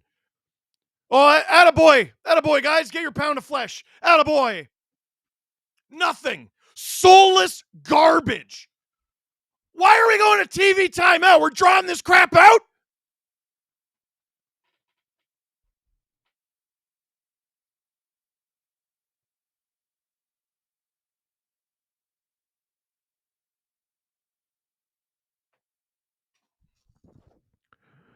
Steve Dangle here on the SDPN YouTube channel. Click like, click subscribe, tell all your friends.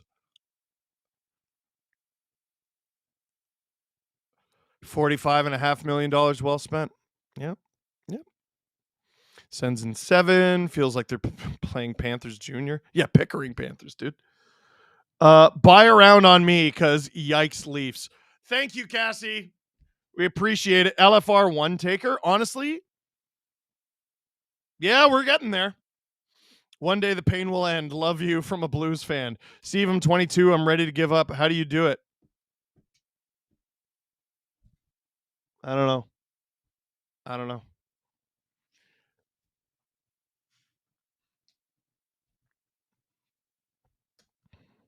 This team is ruining my life. I still blame Gary. Be nice to win, but Florida would eat us. Toronto doesn't want Florida. Look at the vibes in this chat, bro. What a disaster. I need tonight's LFR like I need air.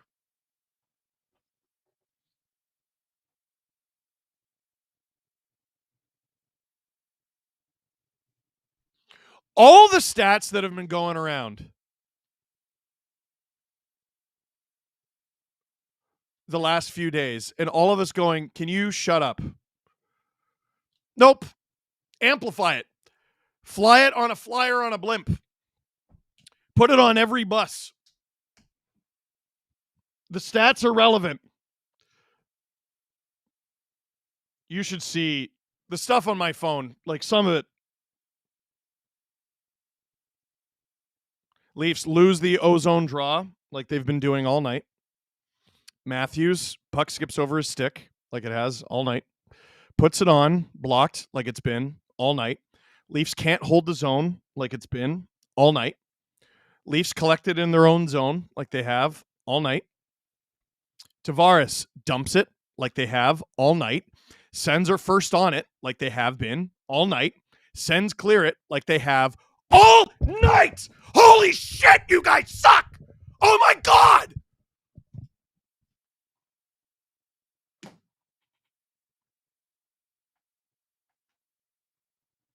Oh my God.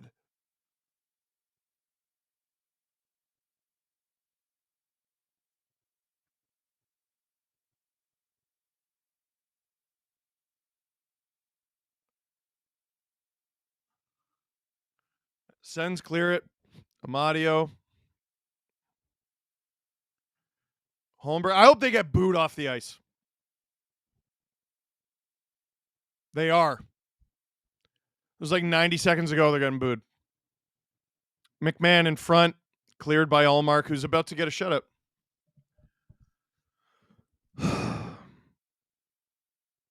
You guys are actually trash. Gloved by Allmark.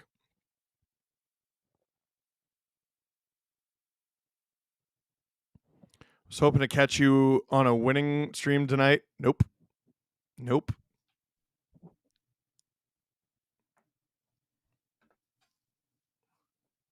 Just baffles me.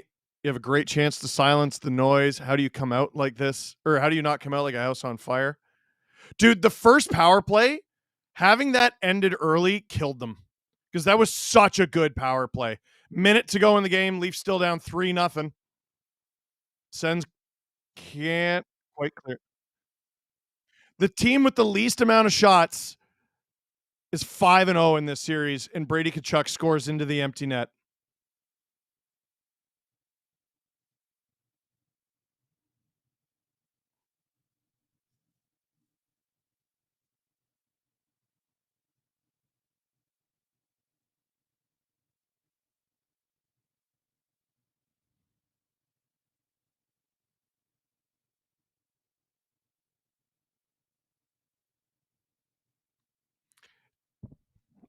Just click like, bro. Just please click like. What is the step past a one-take LFR? I might honestly. So there's the computer. I usually have it over there. I wheel it over here, and it's right in front of my LFR set. I usually take a moment. Like, I don't plan on looking at anything for this game. I'm just moving this and going off. Like, Drew, you're going to have this by 10:30. Like,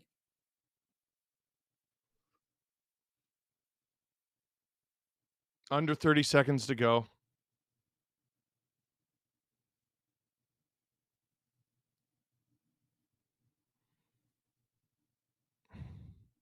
One breath LFR, maybe.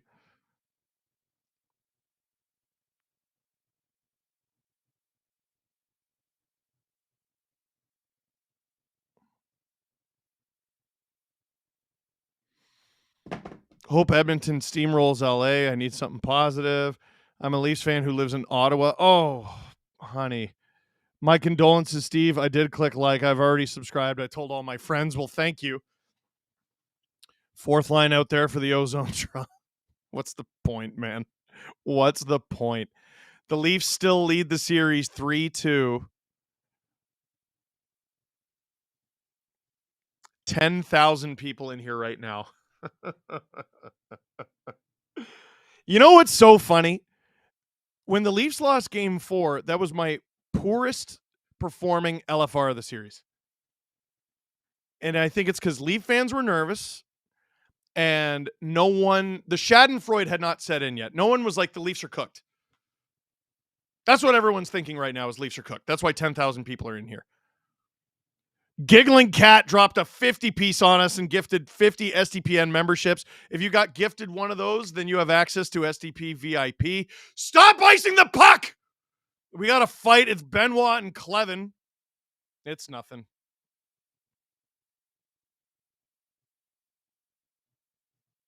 Seats are empty.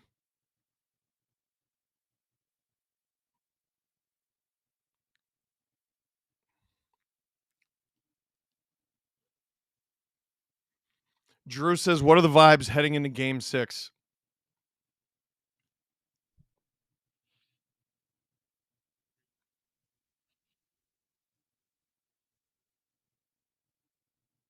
You have to win it in 6. Game 7 is a formality. You think they're winning game 7? You think they're winning game 7?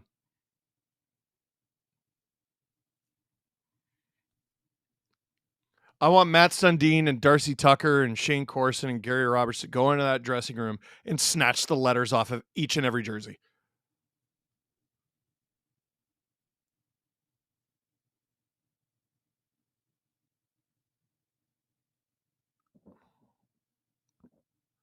We didn't start on time. It gets said too much. Mitch Marner, 2021, 2025, 2020.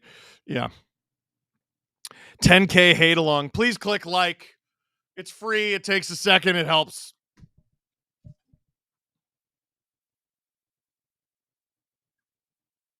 Playing Sandstorm at a moment like this is a choice. Whoever's the in-arena DJ. There's 7 seconds left, bro.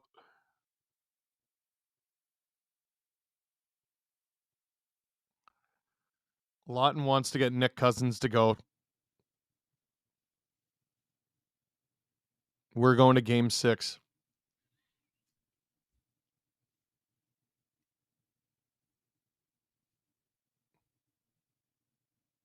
First career playoff shutout for Linus Ullmark. The Sens, win game 4 by the skin of their teeth in overtime. They smoke the Leafs in Toronto. This is going back to Ottawa for game 6. And the Leafs are running out of opportunities to prove that they are not exactly what everyone says they are. I've told this story so many times, and I'm going to tell it again. I got the opportunity I got flown on the Leafs team plane with a bunch of contest winners to game 2, Leafs Bruins 2018. You might remember that game. The Leafs got smoked. Bad. Killed. Anderson got pulled. McElhaney had to play. It was bad. Darcy Tucker was on that trip. And there was a storm that night. Our flight was delayed. We were on a bus on the way to the plane, I think. And Darcy Tucker is there. And his eyes are wide. He doesn't look like a former star athlete. He's a handsome guy, in shape. But, like, he's not huge. He's not heavy. He's not tall. But he's got those eyes.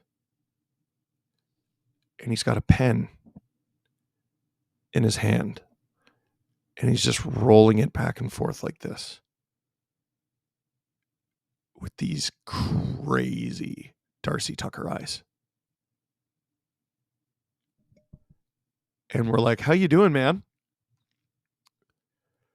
And he's a little rattled because he was wearing a Leaf scarf and people were chirping him during the game. No one knew who he was. And if they did, I don't know if they would have chirped him. It is Boston, but that's a business decision. He's rolling the pen in his hand. Not like it was the neck of his opponents, but like it was the neck of each and every member of that Leafs team. And he just said, I just want to go in that room and grab these guys by the jersey and shake them and tell them, you do not get infinity chances at this. You only get so many chances at this. They were a young team then.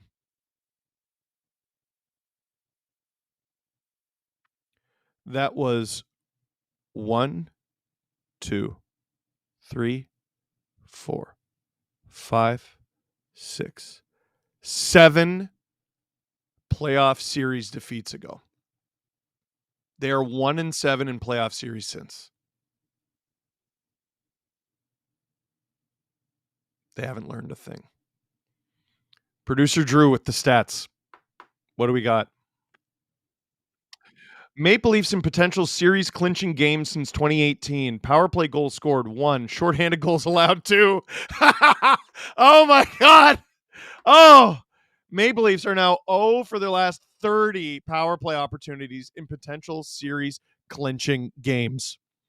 Well, they went out and they got Tanev and they got McCabe and they got Carlo and they got Lawton and they got Stolars. And who was on the power play tonight? Who was on the power play tonight? Class, Bueller, Austin Matthews, newly anointed captain, $13.25 million. John Tavares, former captain, $11 million. William Nylander, first year of a new contract, $11.5 million. Mitch Marner, assistant captain, leader, pending free agent, $10.903 million or whatever it is, because the number got adjusted during COVID because the original number was 10.893 because he wanted to have his number in there. No, he wanted to have his junior number in there.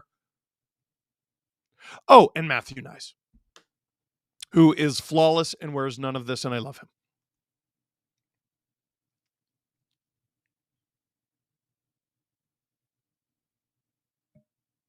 You are running out of opportunities to prove you are not exactly what everyone says you are. But you don't know what people say you are. You have no idea. Do you, boys? Nah, you're blocking out the noise. You're great at that, right? That's what you tell us all the time. We're not focused on that.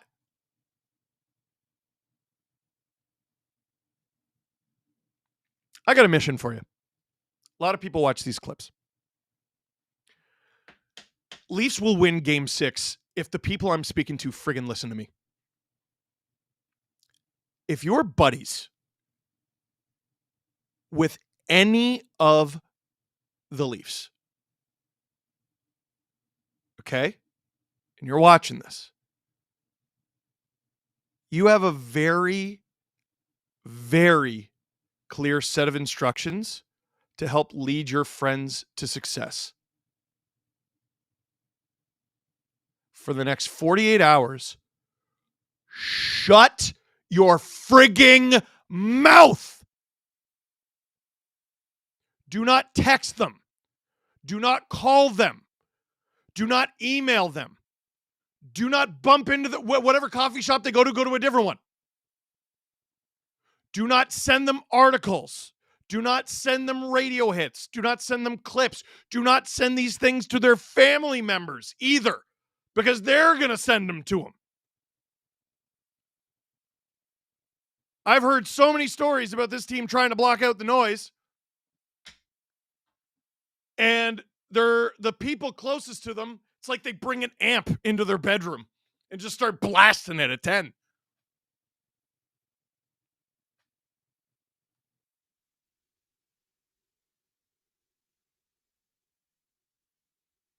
Drew's saying tons of super chats. I'm not going to be able to catch up on them.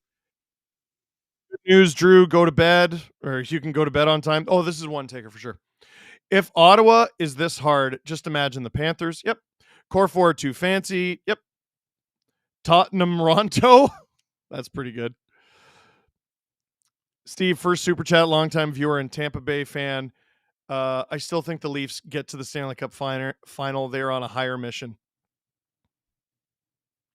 Hey, Steve, been a big fan of you and the Leafs. You're a big part of that. That being said, these are some of my last games I'll be able to watch for a while. I'm joining the U.S. Marines soon. Go Leafs, go. Goodness gracious. The new factory of sadness, like all of these comments. There's not a ton of, hey, we'll get them in game 6. The little voice in your head is getting louder, Steve. The little voice in my head is a mastodon. Getting louder. I need my emotional support, LFR. You know what? Why don't I get on that? Hey. No. Get us to as many likes as possible. There's 9,100 a year watching me lose my friggin' mind. And I'm happy to do it for you. But click like, get us as high as possible, because it helps out the channel. And we could use something to cheer us up right now. Tomorrow, we are going to be recording a brand new Steve Dangle podcast at Maple Leaf Square, the SportChek at Maple Leaf Square, to be specific. And if you like playoff hockey, SportChek is the place to be. And let me remind you that SportChek is your destination to gear up for playoff season. If you're in Etobicoke or the greater Toronto area, SportChek has opened a new concept store like you've never seen before in Etobicoke on North Queen Street. They're hosting a grand opening weekend on May 3rd and 4th. That's coming up very soon, featuring Coach Chippy, who we saw tonight in the broadcast, Hockey Benders, and Chris Boucher from the Raptors. Once again, we're going to be recording a new podcast at the SportChek at Maple Leaf Square. And I have no idea what I'm going to say yet. My friends, that is it for this one. They lost 4-0 on home ice, bro. That is it for this one. Thank you very much for watching. Click like if you like this video. Click subscribe if you really liked it. Tell all your friends. After a 4-0 Leafs loss, we're heading back to Ottawa for Game 6.